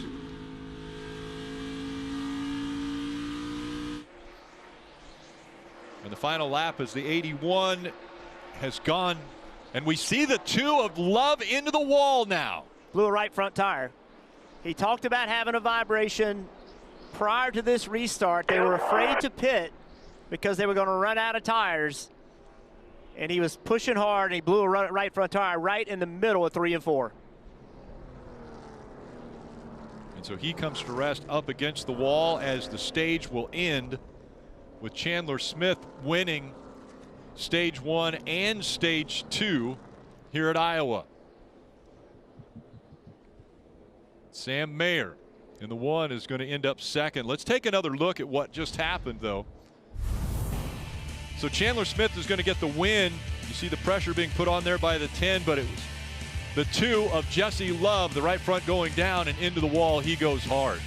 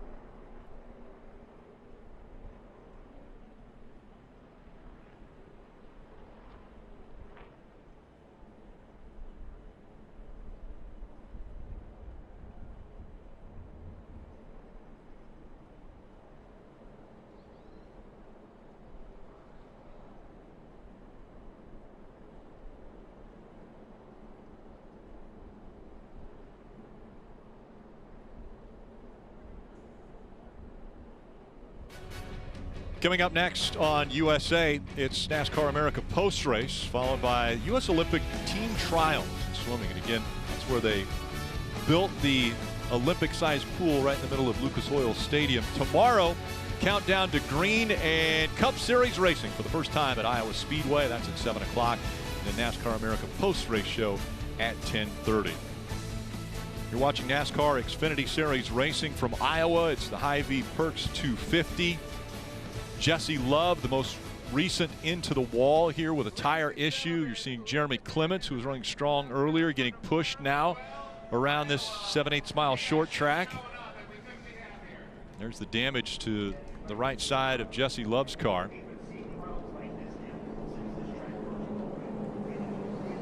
And remember, that's a teammate of Austin Hill, who has had complications all day with vibrations. He pitted a few laps ago, right? So you would like to stay out here or just do fuel, not put tires on, but your teammate just blew a right front tire. And his day is over because of it. So that makes this a very difficult decision. I don't think they're going to put tires on it with this few laps that they have on it, but he's going to have to leave this restart and be really, really calm if he decides not to put tires on it, Dave. Jeff, late in that run, Cole Custer finally radioed his team as to why he went from second all the way back to ninth. He said, I had a vibration. I just had to take it easy. It was the same kind of vibration that Jesse Love had. He did the right thing.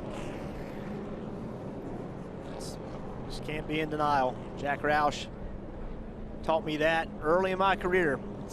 You have to accept the situation, even if you don't like it. If you just act like it's not happening, it will end your day.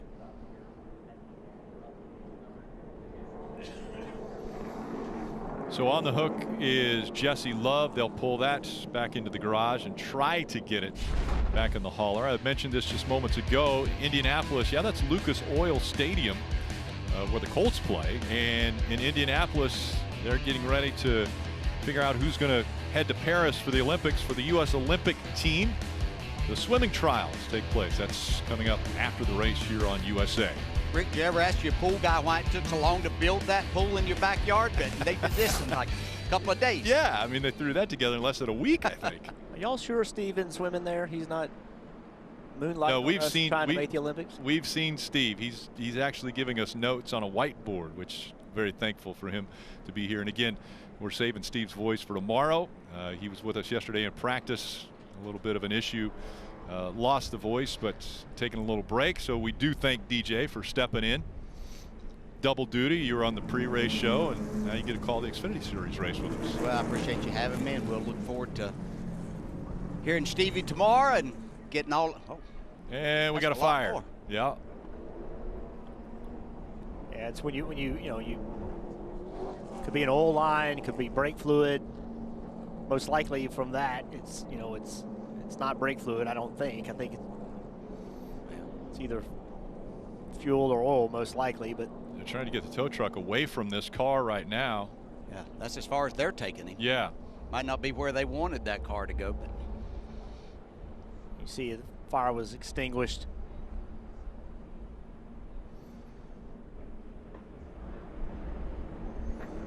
Just a tough day for Jesse Love. Tough day for quite a few drivers, actually. Allmendinger into the wall.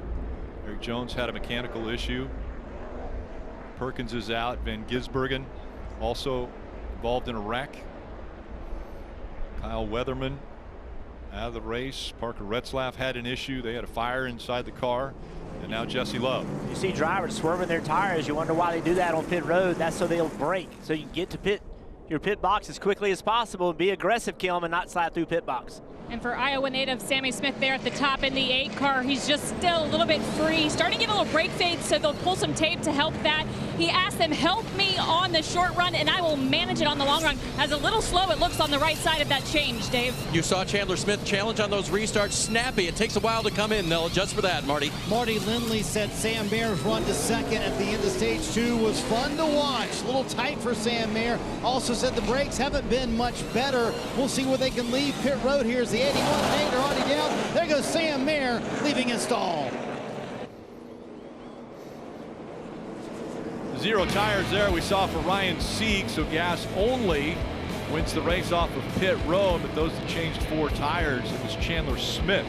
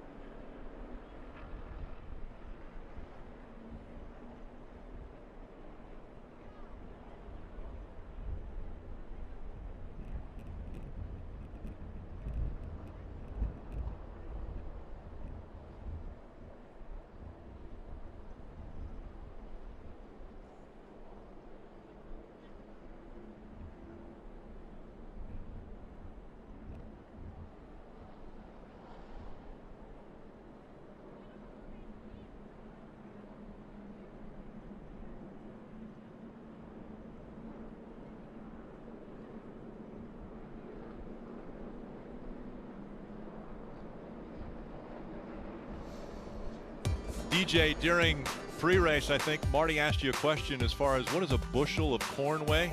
You remember? 50, yes. 56 pounds? Yes. I wouldn't have gotten close. Yes. Iowa produces 2.4 billion bushels of corn every year. That's actually 3 times more than the whole country of Mexico producing. So Iowa corn very important to not only the country but the world. Marty.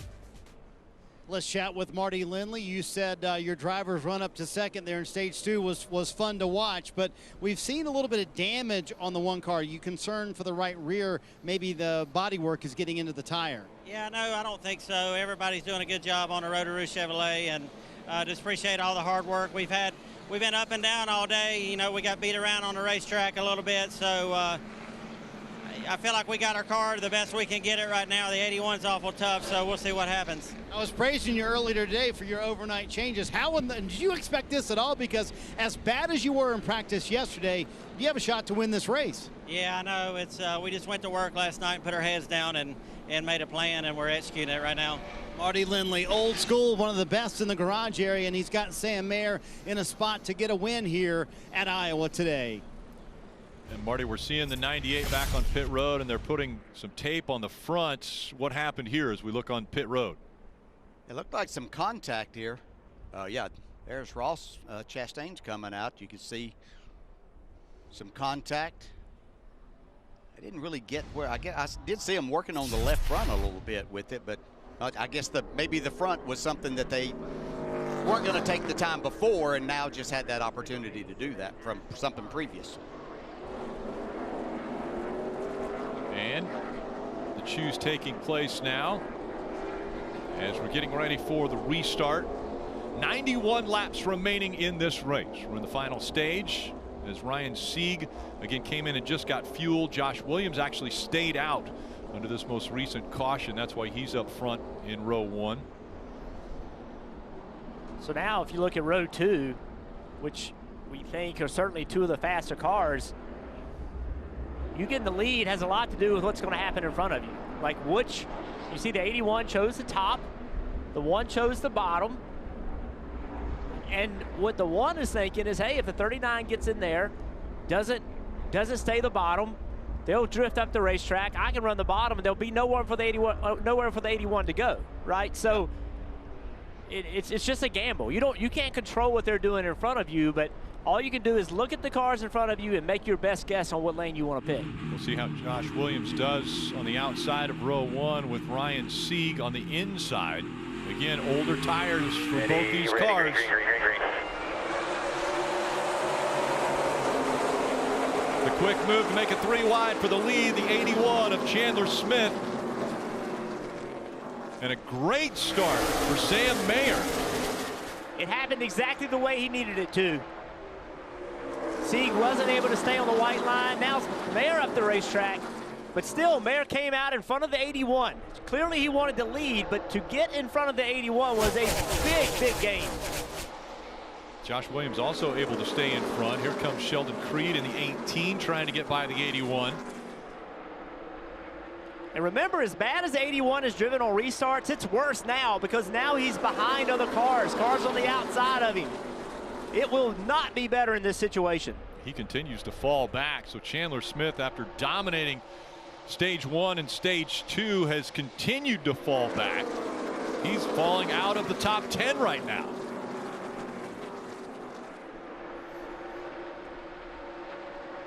As quickly as he went back, we see Corey Heim on the inside in the 26, trying to take 7th away from Hunter Nemechek.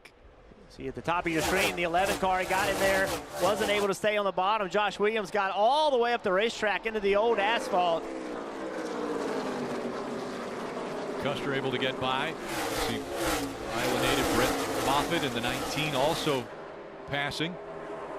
There's 3 wide, Corey Heim with Austin Hill in the middle as Josh Williams falls back another spot. Oh, Corey Heim just ran the 21 way up the racetrack. Austin Hill is not going to like that.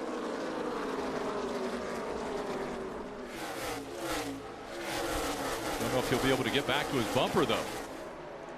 Corey Heim showing some great speed here in Iowa. We'll see if he can work his way up from 7th with Hunter Nemechek in front of him, Brett Moffitt just in front of them, and Cole Custer. It's Ryan Sieg still out front after a gas-only pit stop. Sam Mayer running in 2nd.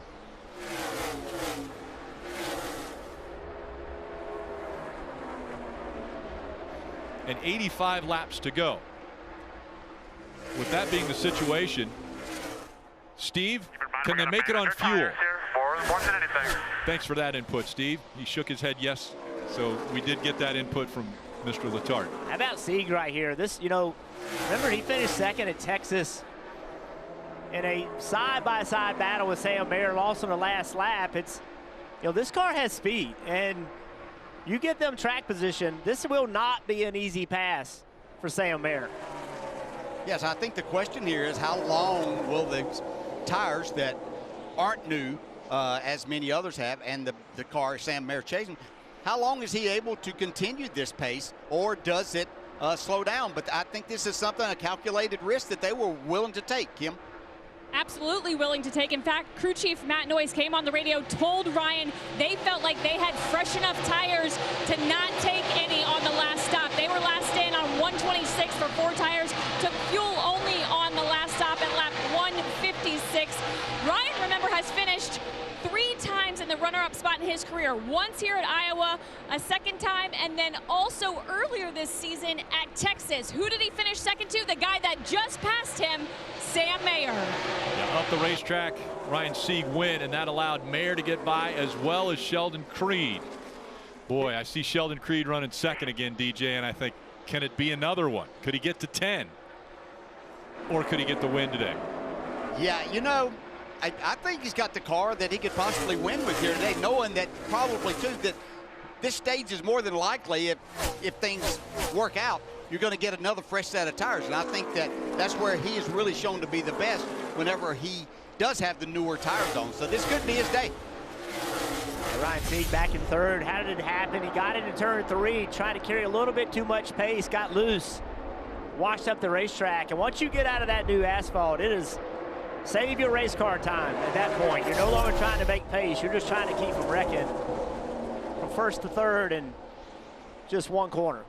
You know what Ryan Sieg and his team did there was one of the 3 options that Steve had on his whiteboard over here as they were going under that caution. The drivers and teams that had come in previously in that stage at 126, I believe it was, got tired. So they could come in and just get fuel only.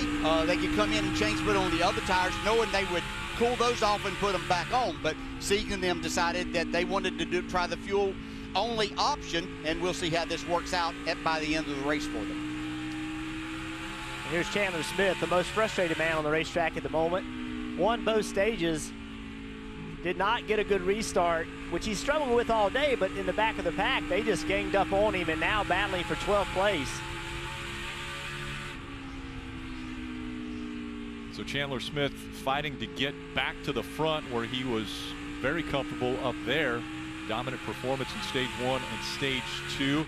Another driver that ended up out of the race after a tire failure. Jesse Love standing by with Dave. And Jesse, we heard you say oof on the radio. You okay? Yeah, I'm all right. I told myself when I got out, if I wanted to do this for a long time, I got to be tough to take some bigger hits. So I've never seen it on the TV, but yeah, it was a pretty big one. But I've wrecked midgets and sprint cars many a times, and they kind of toughen you up for days like this. So did you have any warning at all? I mean, they kept you out, so you knew you had to baby it a little bit. Yeah, I knew that they were chunked, but we were chunking them all day, and it was fine. I tried to fill that hole in that restart with me in the 0-0 and try to get close to the lead, and I think that might have maybe punctured a little hole in it because it started getting really tight, and it's getting tighter and tighter, and I thought I had a tire going down or close to it, and then once it got really bad, it just blew on me. So I had an inkling that it was coming, but at the same time, we know tires are chunking, so we don't want to come down pit road and have no issue. So just a really fast wheeling Camaro. Proud of all my guys today. Car was as fast as the internet. Just need to keep on plugging away with the speed that we have and start putting together finishes. Jesse, glad you're okay. By the way, quick update on the Chandler Smith situation, falling out of the top 10. There is no update. He's been silent on the radio. You know, frustrated, but he'll try to work his way back forward. Top of your screen, you're seeing Corey Heim and John Hunter Nemechek going by Ryan Sieg as well. Austin Hill passing Sieg. Yeah, see Chandler Smith on the bottom here. He still hasn't been able to get by Justin Allgaier. The problem is the groove has moved up to that second lane right now. And the bottom, you can't get a good enough run to really make a pass. You have to wait almost for somebody to make a mistake, because as soon as you go down there and you don't complete that pass, there's somebody to fill that spot on the outside. So Chandler Smith outside of the top 10. Sam Mayer leading at Iowa.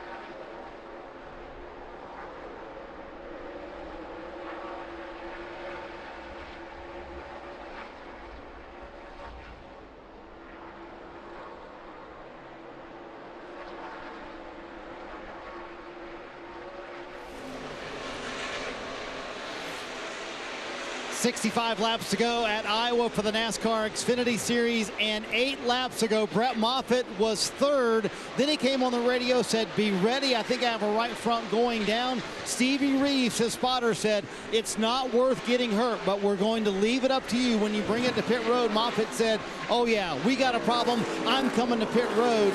They've run 26 laps on this run, Kim, and Moffitt had to come to pit road. He thinks he has a right front going down. And Marty, another driver that's been plagued by vibrations through the course of this entire race has been Parker Kligerman. The last time he had a vibration, they did bring him down under caution when the tires were taken off. Patrick Donahue said they look okay. Parker thinks he might be going crazy. He can't decide if it's maybe a tire issue or a brake issue. As you see Ryan Sieg on pit road right now taking a fresh set of tires. Remember, he last stopped for tires on lap 126, so needed those fresh Goodyears for the end of the race. Saw the crew of the 19 Moffitt having to push him out of his stall. So now with this pit stop by the 39, he's going to be scored at least a lap down, probably 2 when everything cycles back through. So how do you play this? If you're the Sam Mayer, if you're Creed, they're both being told save tires, right? Save tires. Well, how do you save tires? And if you're Creed, keep Sam Mayer, close. And how do you, if you're Sam Mayer, save tires and keep Creed from catching you? So it is really, this takes some discipline. And I think for 2 young drivers, some outside influence will be really important here. The crew chiefs, spotters, look, here's the big picture. Give them a direction and demand that they do it. I think that's what young drivers will be best served in this situation. Marty, how about the tires for the 19? What was the issue there? Yeah, we wanted to get a look at the right front for Brett Moffitt. He was right. There's the flat spot, or not the flat spot. There's the blister right there for Brett Moffitt. So he was correct. They had to come to pit road for that. They are now down 2 laps. You know, Jeff, I heard one crew chief talk to his driver about trying to slowly bring in the tire temperature as much as they could. Could that be a factor of why this is still happening as late as it is in this Xfinity race? Yeah, I mean, we've heard a lot about, you know, teams talking about putting air pressure in tires, the track rubbering up. I just don't know how any of that helps. I mean, this is a... just go hard. This is a heat-related issue. And so the only thing that what makes heat is speed. What makes heat is pushing the car hard. What makes speed is an aggressive setup. So you just, at this point... It looks fine all day. So if you want to, you know, just manage here till about 30 or 40 to go, that'll be fine. So how do you manage it? And you just heard that communication. Cole Custer's talking about he's got some shake. He's got a little vibration. What do I do? He wants some help. But the crew chiefs can't look at the tires in this situation. They don't know what you have going on either. So it really is a guessing game. You know, Steve had a great point because he is a great former crew chief, but he said putting air in the tire is not going to help, especially when we see these blisters in the center of the tire. You know, that's not helping there whenever you already blow it up and make the center bigger. They make it worse. Yeah. Dave. This is a great battle we're watching here. John Hunter Nemechek on the inside, Cole Custer on the outside. Absolutely, Custer said he had a vibration, and then that radio back that we just caught a clip of, do you want me to go hard? He is right now racing John Hunter. John Hunter is okay, but says he may have a little bit of a vibration too. So racing and saving, it's like a fuel save, except this one, if you don't do it right, it could put you in the wall. Well, they run 35 straight laps here. That's the longest of the day. So we're in uncharted territories in a very difficult situation. There's a lot of racing left to go. I still think you have to save some tire here. I just think you got to take some pace out of the car. But nothing was wrong with the tire. Nothing was wrong with the tire that they can see. Nothing wrong with the tire that they can see. Vibration's getting really bad. That's Cole Custer, and you can hear the vibration in his voice. So John Hunter Nemechek. I don't feel like the tire's blistered. It's just like the band broke. But there was nothing wrong with the tire. Nothing was wrong with the tire. Josh Williams on pit road now in the 11. So right side tires only for the 11 of Williams. A lot of cars on, you know, just coming down pit road. We're just seeing 4 or 5. We got another one. Matt Benedetto is on pit road.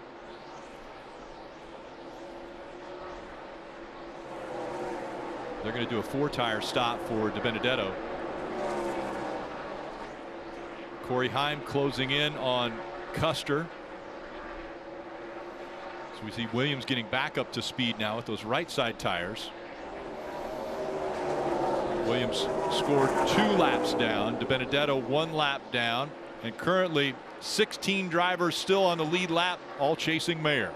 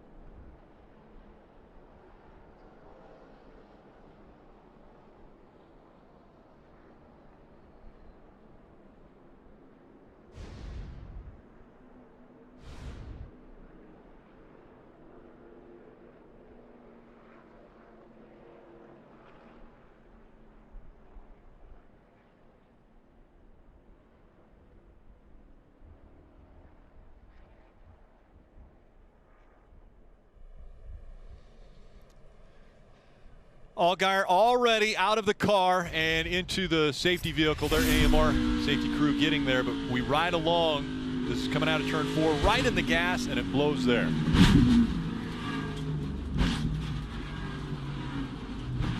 That is vicious.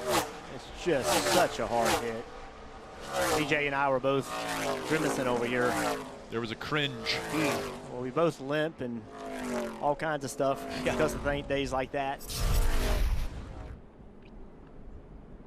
Yeah, it reminds you, these 3,500 plus pound cars slamming into a wall like that. This is a very dangerous sport still. Yeah, even with the safer barriers now, and I know the impact is diminished somewhat, but it's still just so violent. So we had a tire failure at about 41 laps on that run. Currently, there's 47 laps to go. It's going to take a while, obviously, to get this cleaned up, but we're still not going to be in a position where everybody knows they can make the race without another tire failure. It's still going to test some patience because remember, people were on pit road that had tire failures that if they hadn't have been on pit road, they would have had this same situation. So, unless this caution goes a very long time, this is still going to put the teams and drivers in a vulnerable position. Difficult season for Allgaier, even though he has the most playoff points of any of the drivers and a win. This now is his 4th DNF for an accident this year. So Allgaier, his Father's Day weekend not ending the way he wanted it to.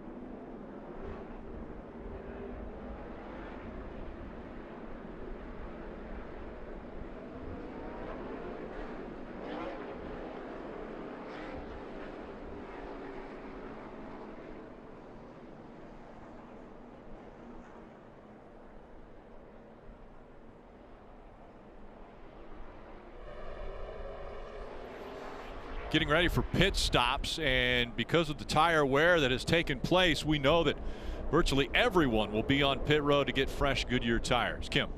Including Rick. Sheldon Creed from the 2nd position. He said, I fired off a little edgy, but to run the leader's pace, I need to be a little freer in the corner. He added, though, I can go faster, but I feel like I'll eat up the front tires if I do. 4 fresh Goodyear tires, Sunoco Field for Sheldon Creed, Dave. Hunter Nemechek gives up 3rd, 4 sticker tires for him. It takes 30 laps for his car to come in. They'll make an adjustment to try to make that better, Marty. Sam Mayer said the fire off is terrific. Leave it alone. I don't want any adjustments. They lost 4 spots the last time down pit road because Sam Mayer slid too long in the stall. He slides too long again, and he can't get around the 10. He'll lose more spots this time. Yeah, it looked like the back end of the 10 of Daniel Dye was out there a ways. That had to make Sam Mayer make a hard right turn to get out of his pit stall. Nemechek grabs 2 spots. Creed holds on to 2nd on that race off of pit road. Sam Mayer losing those 2 spots coming off of pit road.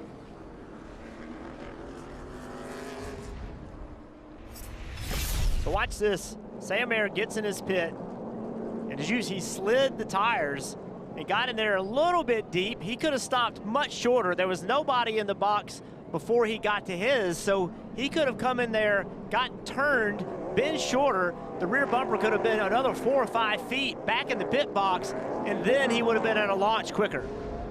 Small things make a difference. Sam Mayer has never won on a short track, but was running up front for quite a few laps. Has been up front 38 laps today. We'll have a restart when we return to Iowa.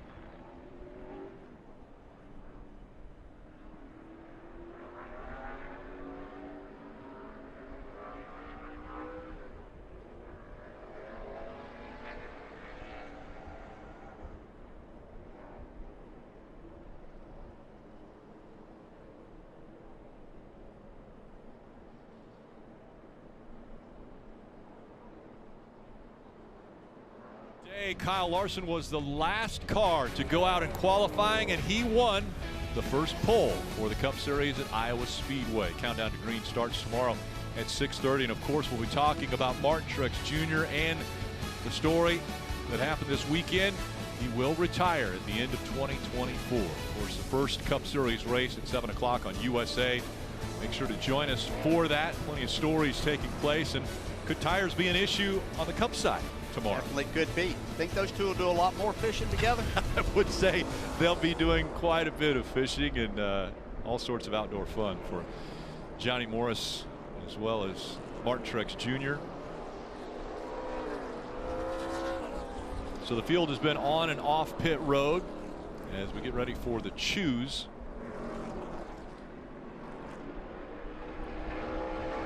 John Hunter Nemechek and Creed. Yeah, this Toyota's up here 1 and 2. It'll be interesting to see who goes to the bottom here, because that hasn't been a good place to restart. The top two went to the top, and then we saw Sam Mayer take that bottom spot. Austin Hill also decided to go to the bottom. John Hunter Nemechek, Sheldon Creed, and Cole Custer, the top three on that outside line. I want to take a look at the Toyota driver update. We mentioned the top two, Nemechek and Creed. They'll restart on the outside line. Chandler Smith, who's already led 131 laps, currently 6th. Corey Heim, fastest in practice yesterday, 7th, and Iowa native Brett Moffitt back in 26th. Could be a great move for Sam Mayer right here. What it's looked like this, taking Nemechek's car a little bit to come in, doesn't fire off quite as well, but it doesn't seem like Sam Mayer is really good at firing off, so he could jump to the lead here. Very important restart, as there will be 40 laps to go in the race from Iowa. The sold-out crowd coming to their feet for this one.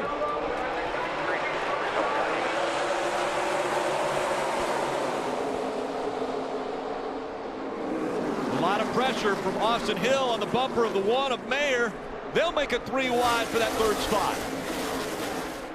Next, show 1 split, back to bottom of 2, outside only 81.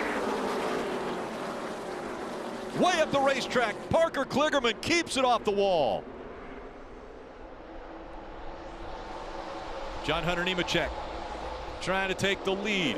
Sheldon Creed on the bottom of the racetrack. Custer running that high line as well. We saw Creed get sideways. He's going to lose not only the battle for the lead, but maybe even 2nd here. Look, coming around in the 3rd spot on the outside, the 21 car. Remember back in stage 1 where they had got tires? They had to fall back because he went all the way back, I think, to 21st because he had a tire issue, made it through all of that. He's on 18 lap scuffs right now. So we'll see how those work out for Austin Hill. Again, 38 laps to go in this race and 18 lap scuffs on the 21 of Hill. Looking strong early in this run as he goes to take 2nd away now. Custer runs him down the racetrack, but Hill gets the position.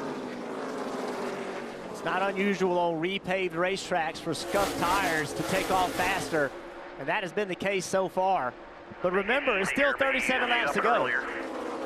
And this team, the 21, and they've had trouble the entire day with tire wear. So, yeah, it's a great position here, but can they go the rest of the way without a tire problem?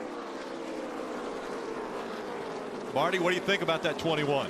Well, pretty impressive what he's been able to do, Rick. Restarting fourth, now up to second for Austin Hill in those 18-lap older tires. Jeff, we saw this earlier with Ryan Sieg when he had those older tires on. He was able to keep the lead, but to your point, there's a limited shelf life of that. 36 to go. What do you think? Do you think the 21's tires can last? I'm suspect that they can last. They've had so many issues today. Their teammate blew a right front earlier, ended their day.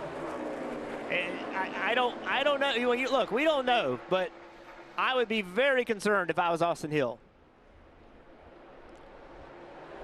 So we mentioned earlier the 48 drifted way up the racetrack, kept it off the wall. Here's how it happened. It almost looked like they all got stacked up getting into 3, and Parker had trouble getting slowed down. And yeah, the back end definitely kicked free on Parker. There's Riley Herbst to the inside now of Sammy Smith.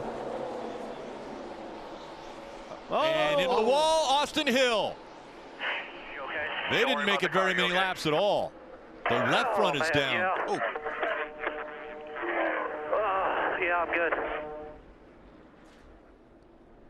Sorry, guys, I didn't catch it soon enough. It literally happened just in 1 and 2, and then I went down to 3 and 4. It was weird, and then we had such a good car. I'm so sorry.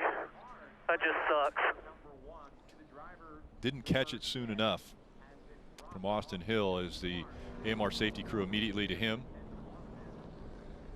Well, the last thing you're thinking is you're going to blow a tire that early after a run.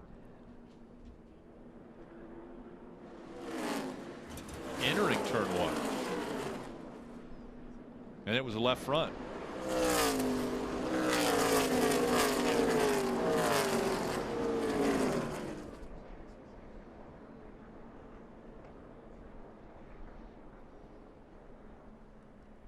Yeah, I mean, it's just easy. It's easy to second guess these things, but the truth is there's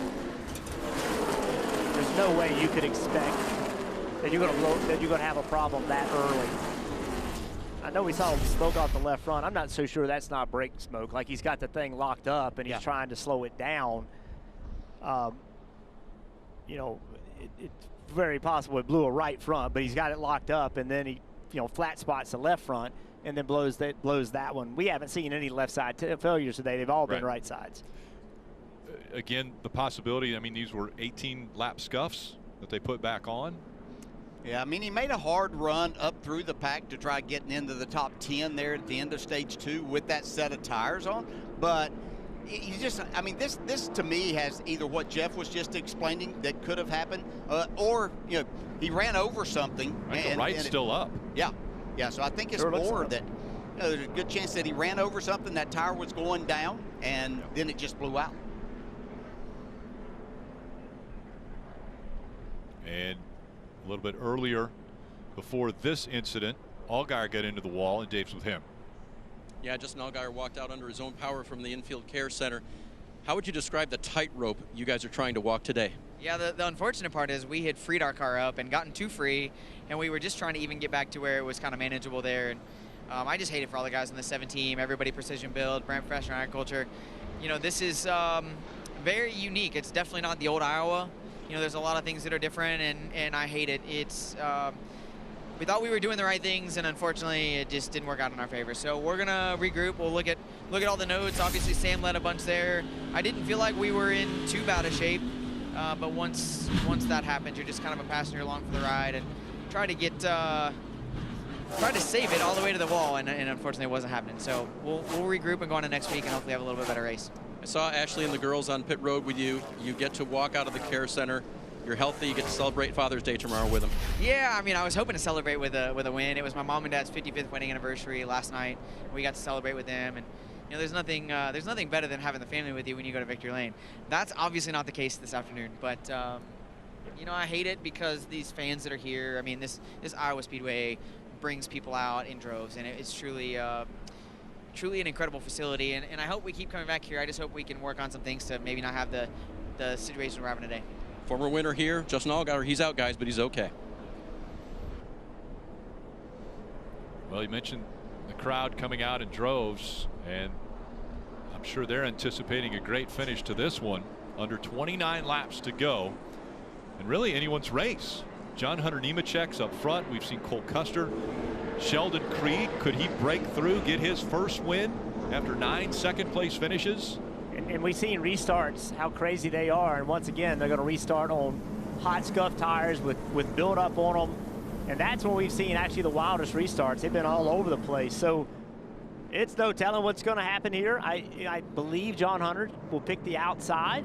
What will Cole Custer do? Will he go to the bottom? Will he go to the top? These are difficult decisions, but you don't. What's the other thing that's difficult about this, DJ, is that on hot scuff tires, your car can do one thing on a restart and the next restart do something completely different. Yes. You really don't know what it's going to do when you pile in there. And Marty, what is Jonathan thinking for the restart here? Will he choose that outside line? Yeah, let's chat with Jonathan Toney about his driver, Cole Custer. So you guys have had some blistering on your tires today as well. Will this cycle, Jonathan, help that tire wear? I would think so, yeah. I think anytime you can do it a heat cycle on, it'll probably help that blistering. I've got to not have a long time to run here, so I think we'll be okay. Got our man in a position here, so if we can bring this hot CNC Ford home from victory lane. I think at the beginning of the day, everybody thought this was going to be a race to the bottom of the track here at Iowa. Has it moved to a race to the middle? Is the outside line the better choice here on this restart? I would say so. You know, it looks like all day the middle has prevailed. The bottom is kind of a lot of trash down there and stuff. So, yeah, I think the outside of the middle so far has been the place to be. There you go. So he might make that move, Rick, which would be interesting, to not go on the front row and take the middle behind John Hunter Nemechek. We're going to see here in just under a half a lap which lines they choose. We're anticipating John Hunter Nemechek. The preferred line has been that outside line for the restart.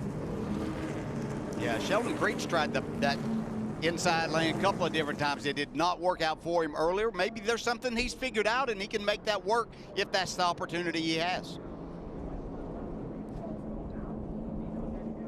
Top 3 went to the top. Yeah. So that will allow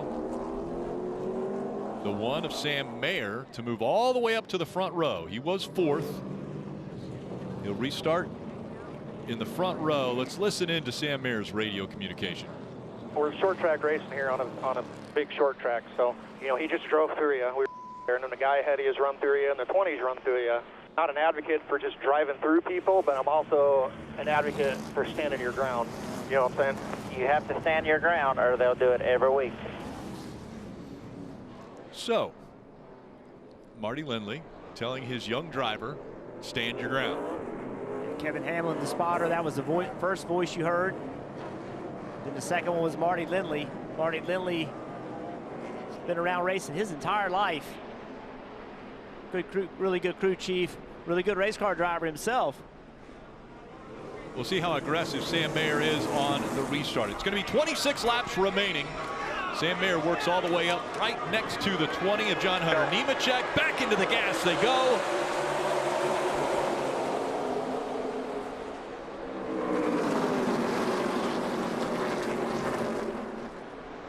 Mayer a little slide there. We'll see if he can hang on to third. He does. He slides up in front of, looked like Creed.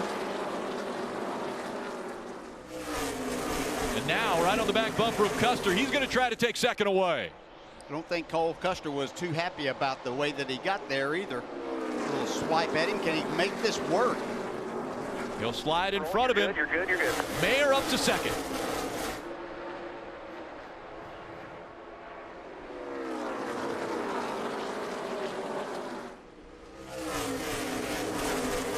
Corey Heim making that low line work as well as he's looking to get into 6th now.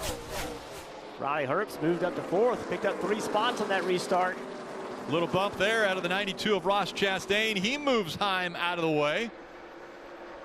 Chandler Smith in the 81. Trying to get back up to that familiar spot for him, which is the lead after he won stage 1 and 2. Little payback right here. Corey Heim into the bumper of the 92. And he's trying to stand his ground. A slide there out of Heim. We'll see how much momentum that takes away from him as we see Chandler Smith working inside of Ross Chastain.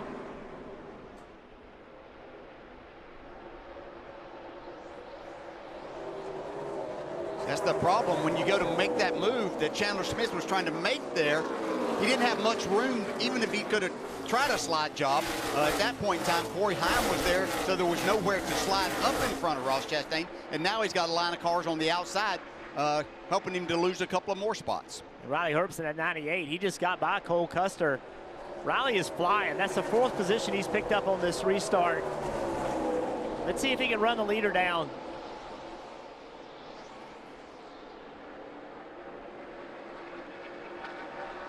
Chandler Smith falling back. Sammy Smith able to get by him.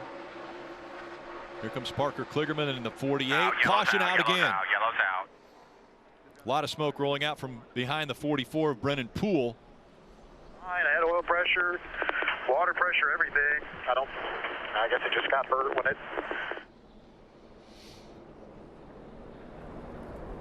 Eighth caution has come out today. 7 different drivers have been up front. 9 lead changes.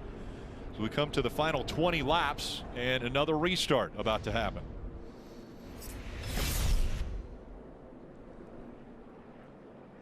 Just crossed the start-finish line and the smoke begins to billow out underneath that 44. Fluid on the racetrack as well.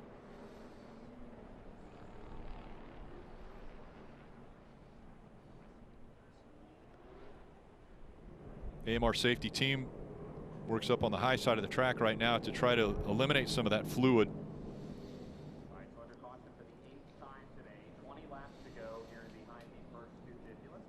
Already a crazy race. Let's look back at how it got started. Early on, it was AJ Allmendinger who had a tire issue, and into the wall he went.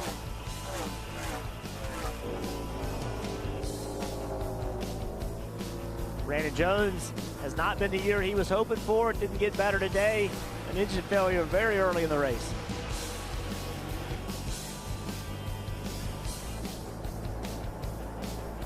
Shane Van Gisbergen trying to catch it coming off turn number 2, and that was a backup car. He wrecks that one, is out of the race. Jesse Love, big impact. Had a good race going. Justin Allgaier also feeling the pain of the wall and a tire going down just as he was getting back into the gas, hard into the turn 4 wall. Austin Hill fought troubles all day long. Finally got in position to have a chance to win the race. Left front went down. His day is over. And Austin climbed out of that car, and he's standing by with Dave. Yeah, and Burton just said it. You had a chance finally in position to win the race, and then seemed like the 18-lap scuffs were going to be the way to go. Why didn't that work out? Yeah, I'm not really sure exactly what happened. We were having some issues all day today with some blister on our tires. We had a lot of left side tire wear. We thought we had it fixed. We came in the stop prior. That was my best run of the race. I drove all the way up to 6th, and I thought I had a car that was, in contention to win. I thought our Bennett Chevrolet was as fast as Xfinity Internet all of a sudden. And before, I'm like, man, if we can just get a top 15 and get out of here, I'd be happy. So we definitely turned it around. And then, yeah, I don't know what really happened there other than it looked like we lost the left front, and a lot of people were losing right fronts today. So it felt weird, like half a lap before that, and I came over the radio, I'm like, something doesn't feel right, and I lost a lot of ground on the 20. And I didn't even drive in fully into 1. It blew, and then, when it's on the splitter, you just can't get it slowed down. So unfortunate day for everybody at RCR, ECR, Bennett. Thought we were going to have a really good shot at it today, and it just didn't work out. So you're really thinking it was kind of a separate issue from what everybody's been battling all day? Maybe, maybe not. I'm not sure. I know that there's something going on. I don't want to put blame on Goodyear or anybody like that. It could just be the teams just trying to be aggressive with air pressure. I don't really know. But there's definitely something going on, but not saying that ours is the same as theirs or not. We could have just ran over something for all I know, but definitely we had some type of issue that was similar to the other guys. It just seemed like it was left front instead of the right front. Great. Glad you're okay. To say the least, guys, it's been tricky out there today. Yeah, it's been a difficult time for Austin Hill over the past 2 weeks. This one he's out of, but he was raced pretty aggressively a week ago at Sonoma by Shane Van Gisbergen and ended up 5th there at Sonoma when Shane won. And so now coming here and not being able to get the finish that they were hoping to get.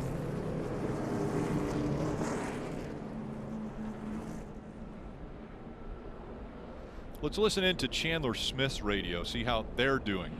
This thing sucks on the short run. Can't do anything. Can't be aggressive at all. This thing's got way more grip after I got 50 laps on the damn tires than it does when I have stickers. Like, that's the problem. Yeah, that's what we see here as well. I mean, if you put that car out front, he would drive away from everybody. But on restarts, he just has no grip and loses spots on every restart, Dave. And Jeff, it's funny because that was after a big adjustment on the pit stop before he made those comments. Big chassis adjustment, and then he made a brake bias adjustment in the car as well. So fighting it a little bit and trying to find their way back to the front where they've been a lot today, Marty. Dave, let's see. Davin Restivo and Riley Herbst have faced a couple blistered tires. You faced some damage on the nose and a almost wreck on pit road. What haven't you fought today, Davin? Yeah, we fought hard. We have a really good Monster Energy Ford Mustang here today, and Riley stayed in it. That's been the battle, is making sure we stay focused and keep hitting our marks all day long and just battle back from the rear. I think he's passed more cars here today, so we're going to see what we got here in the next 15 laps and see if we can go get us a trophy. A lot of the conversation over the last 3 minutes has been about this choose and which way to go. What did you tell your driver? I said, winners take the front row. There you go. He said, I don't care what you do. In my opinion, you start 3rd or 4th back there, or 3rd actually, on the outside line, you're not going to win the race. Winners take the front row, DJ. That's what the crew chief told the driver. We'll let Dave go before you respond. Oh.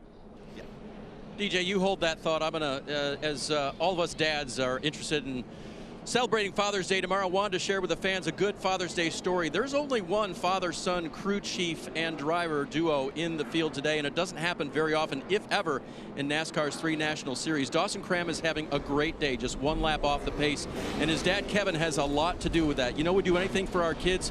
Kevin is realistic. He knows he'd never be able to write that huge check to get his kid up front in a race car, but the 22-year-old driver is doing a really good job today. Kevin is working all year as his crew chief.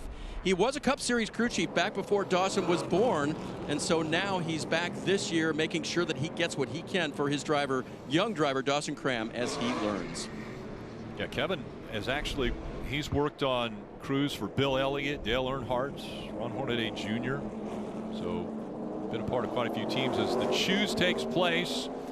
Riley Herbst, winners front row. You want to respond to that, DJ? I guess he listened well, or he just feels like that was the right advice to give. As I was looking down into turn 1 and seeing the speedy dry that was put down on the fluid that was put on the racetrack, I thought we might get back to like 10th before anybody chose the inside, because that's already been slick and a difficult entry into turn 1 after these restarts. This is going to be very interesting. Jeff, you're still going to drive it in there as hard as you can, aren't you? I don't have a choice. You know, winners also don't drive into 1 easy. So, yeah. you know, it's what you have to do, what you have to hope, if you're Riley Herbst, is that Nemechek gets in the corner and his car doesn't stick the way he needs to. I mean, because if they're all things equal, the outside's going to be the preferred lane. So put yourself on the bottom really is you've got to execute. You can't control what the 20 does. You got to execute and hope he doesn't get through there well. It'll be 13 to go from Iowa. Nemechek and Herbst, 1 and 2. Into 1, does it stick? Herbst is able to hold the bottom. Holds on to second, slides up behind John Hunter Nemechek. It's a good job by Riley. Didn't come out with a lead, but he's in position. Here comes Sheldon Creed as well in the 18. Now 12 to go. Riley Herbst trying to take the lead away. He does from John Hunter Nemechek. Do it quickly. He's tight on the bumper. He got tight driving away by 2.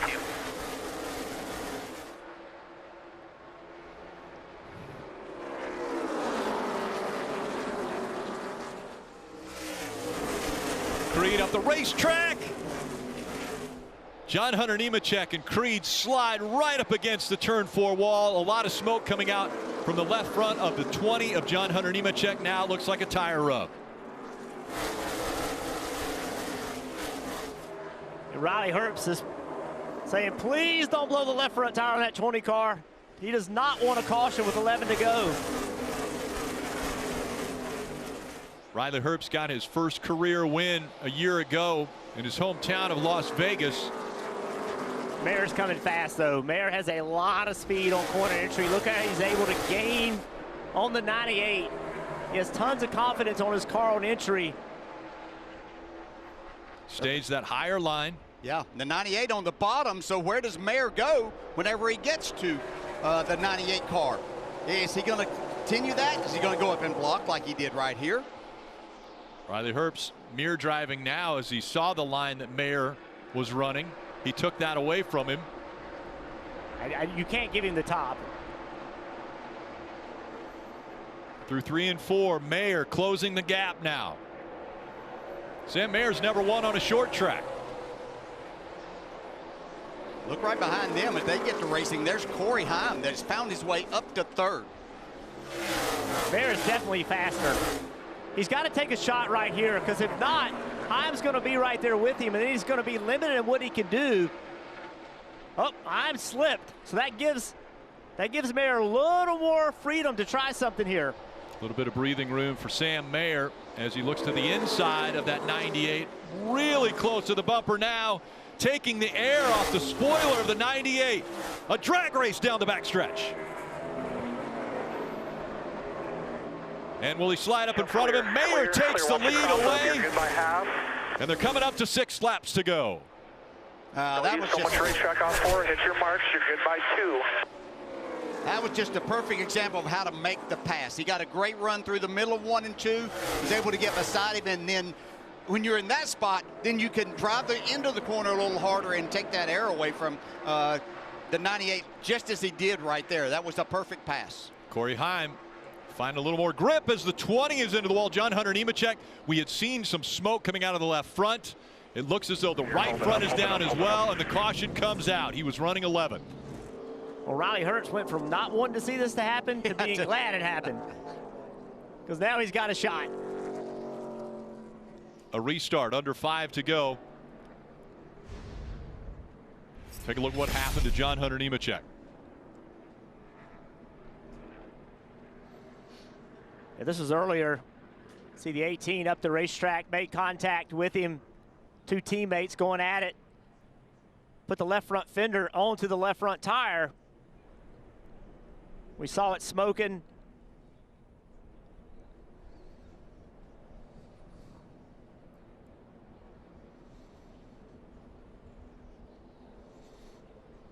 Tire gave out and into the wall for John Hunter Nemechek. Both front tires down for the driver of the 20. We've seen some big hits today. Yeah, we really have. Once they get the track cleaned up, it's going to end up being overtime here in Iowa with a few bonus laps. So if you're Riley Herbst, right now, you just put yourself in position to win this race by picking the bottom. So you got to do it again, right? You know, Mayer's going to pick the top. I'd be shocked if he doesn't. So Riley's got to go to the bottom, and that gives Corey Heim an opportunity to take really the outside here, buddy. So right behind what you got to Mayer. do to go win this thing.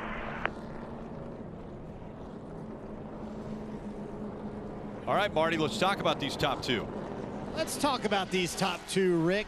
Kevin Hamlin, the spotter for Sam Mayer, told him a moment ago, you have not launched very well the last two restarts you did earlier in the race. Think about what you've done on the last two restarts. Figure out how you can make it better. And remember back to earlier in the race, both the 98 and the 1 had a couple of run-ins earlier in this race, and they reminded Riley Herbst of that. They said, remember how he's raced you today. I wonder if that still applies, DJ, if the winners take the front row. Will Riley Herbst go to the bottom, or will he run to the top here?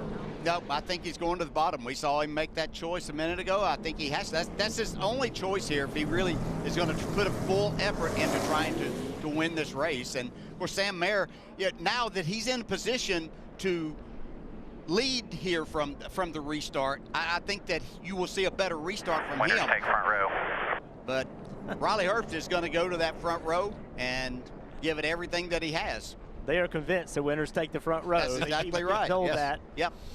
You know, the other thing is you have to look at their overall situation and where they are in the. Take the inside to a guy that's already taken you to the moon once today. Oh, I just don't know if I'd rather be on the inside of him or behind him because for my thinking, my move. So if you're Mayer, you know, all these guys are here to win, but there also is a big picture, like trying to make sure you make the playoffs. But both of them are in, you know, the 1 has won a race, so he's in great shape.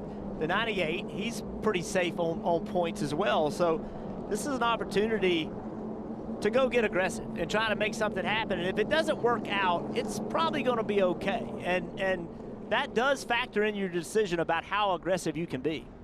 How about the run by Corey Heim?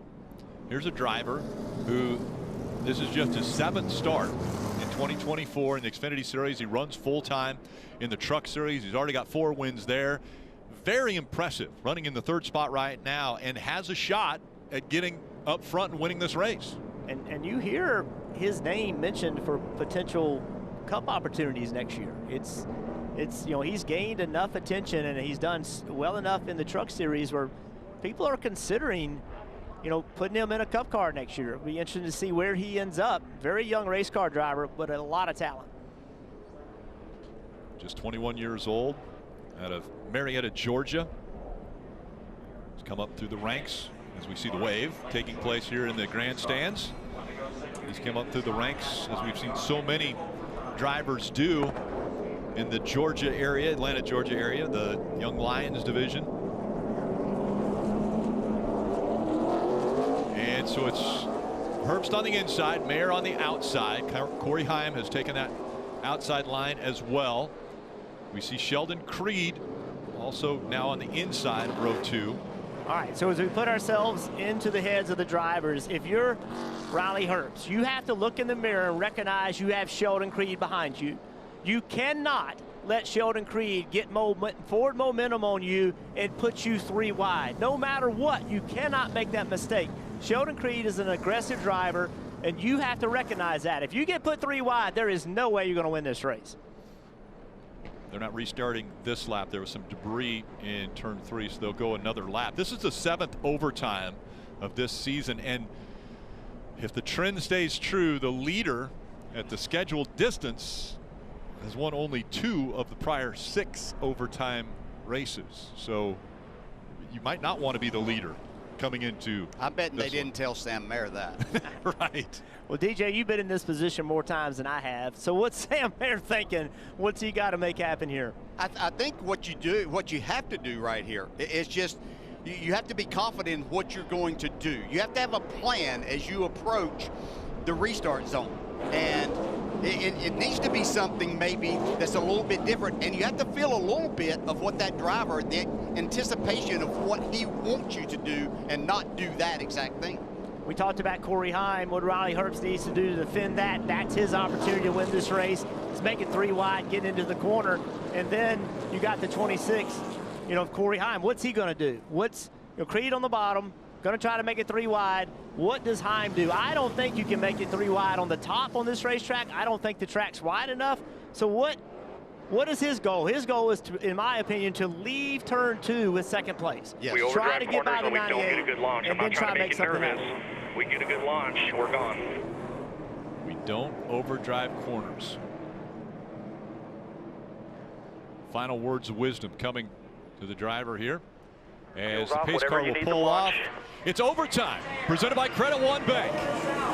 Sam Mayer on the outside, Riley Herbst on the inside.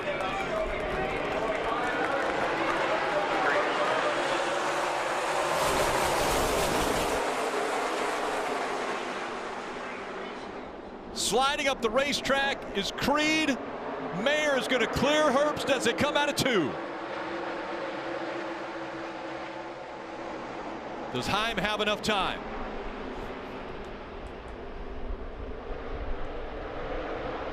Coming to the white flag. One more time around.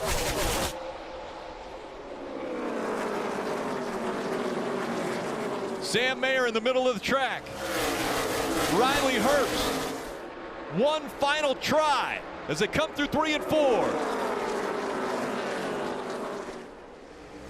Out of 4, Sam Mayer is going to win in Iowa. Nice work. Nice job, fellas. Oh, we won, baby. Wow, thank you guys so much. Unbelievable. Thank you guys. You guys did the best. And a little bump there, and the left rear is now flat. And that came from Riley Herbst. The 98 just cut my left rear. First short track win for Sam Mayer. What were we seeing there? Did he not feel like he was race fair? Well, we talked about some issues earlier in the race. I think it might go back to that because when he made the pass earlier, there was nothing that I saw that he could be upset about. But drivers see things differently when you're inside the car. Yeah. 6 career wins now for Sam Mayer, and they've all come in the last 29 races. Think about that.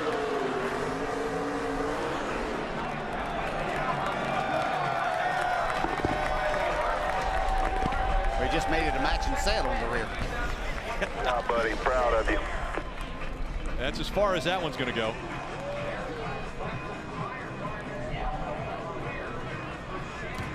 Tire carcasses no longer on the rear wheels for Sam Mayer as he gets out to celebrate in front of this sold-out crowd in Iowa.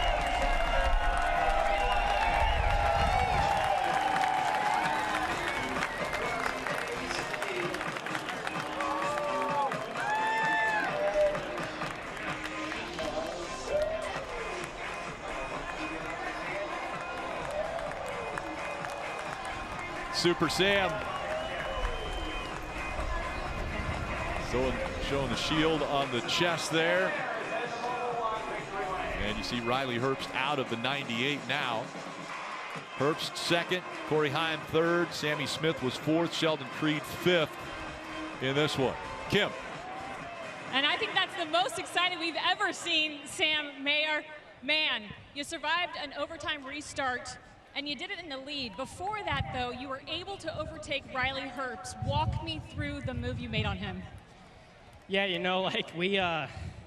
we struggled yesterday, and this Roto-Rooter team went to work, and obviously we did pretty good overnight, making good decisions on this race car, and huge thanks to everyone at the HMS Engine Shop, JRM, Rigid, Roto-Rooter, everyone on board this car this weekend. Man, I'm out of breath because I was just huffing in a bunch of smoke, but I feel really good. I could do another 100 laps for sure, and with a race car like this, it'd be a lot of fun. With so many tire failures today, including your teammate Justin Allgaier, was there any concern throughout the race that maybe you wouldn't make it to the end? Yeah, we definitely got a little bit tight there at the end of the second stage, so I was a little concerned there, but Marty said the tires look all good, so we took care of it, and we did our job, and now we get to celebrate. Congratulations. Thank you, thank you. That is Sam Mayer with his second win on the 2024 season.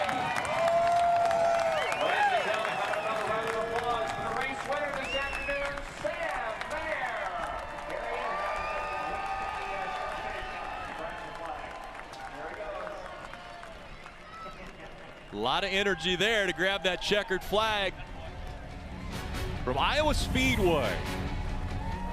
Sam Mayer, his first short track win, and it comes in the middle of the cornfields here in Iowa. Had a little help with the left rear coming off. Riley Herbst got into that one, but burned off the right. On the other side, we'll have more post-race with Marty Schneider.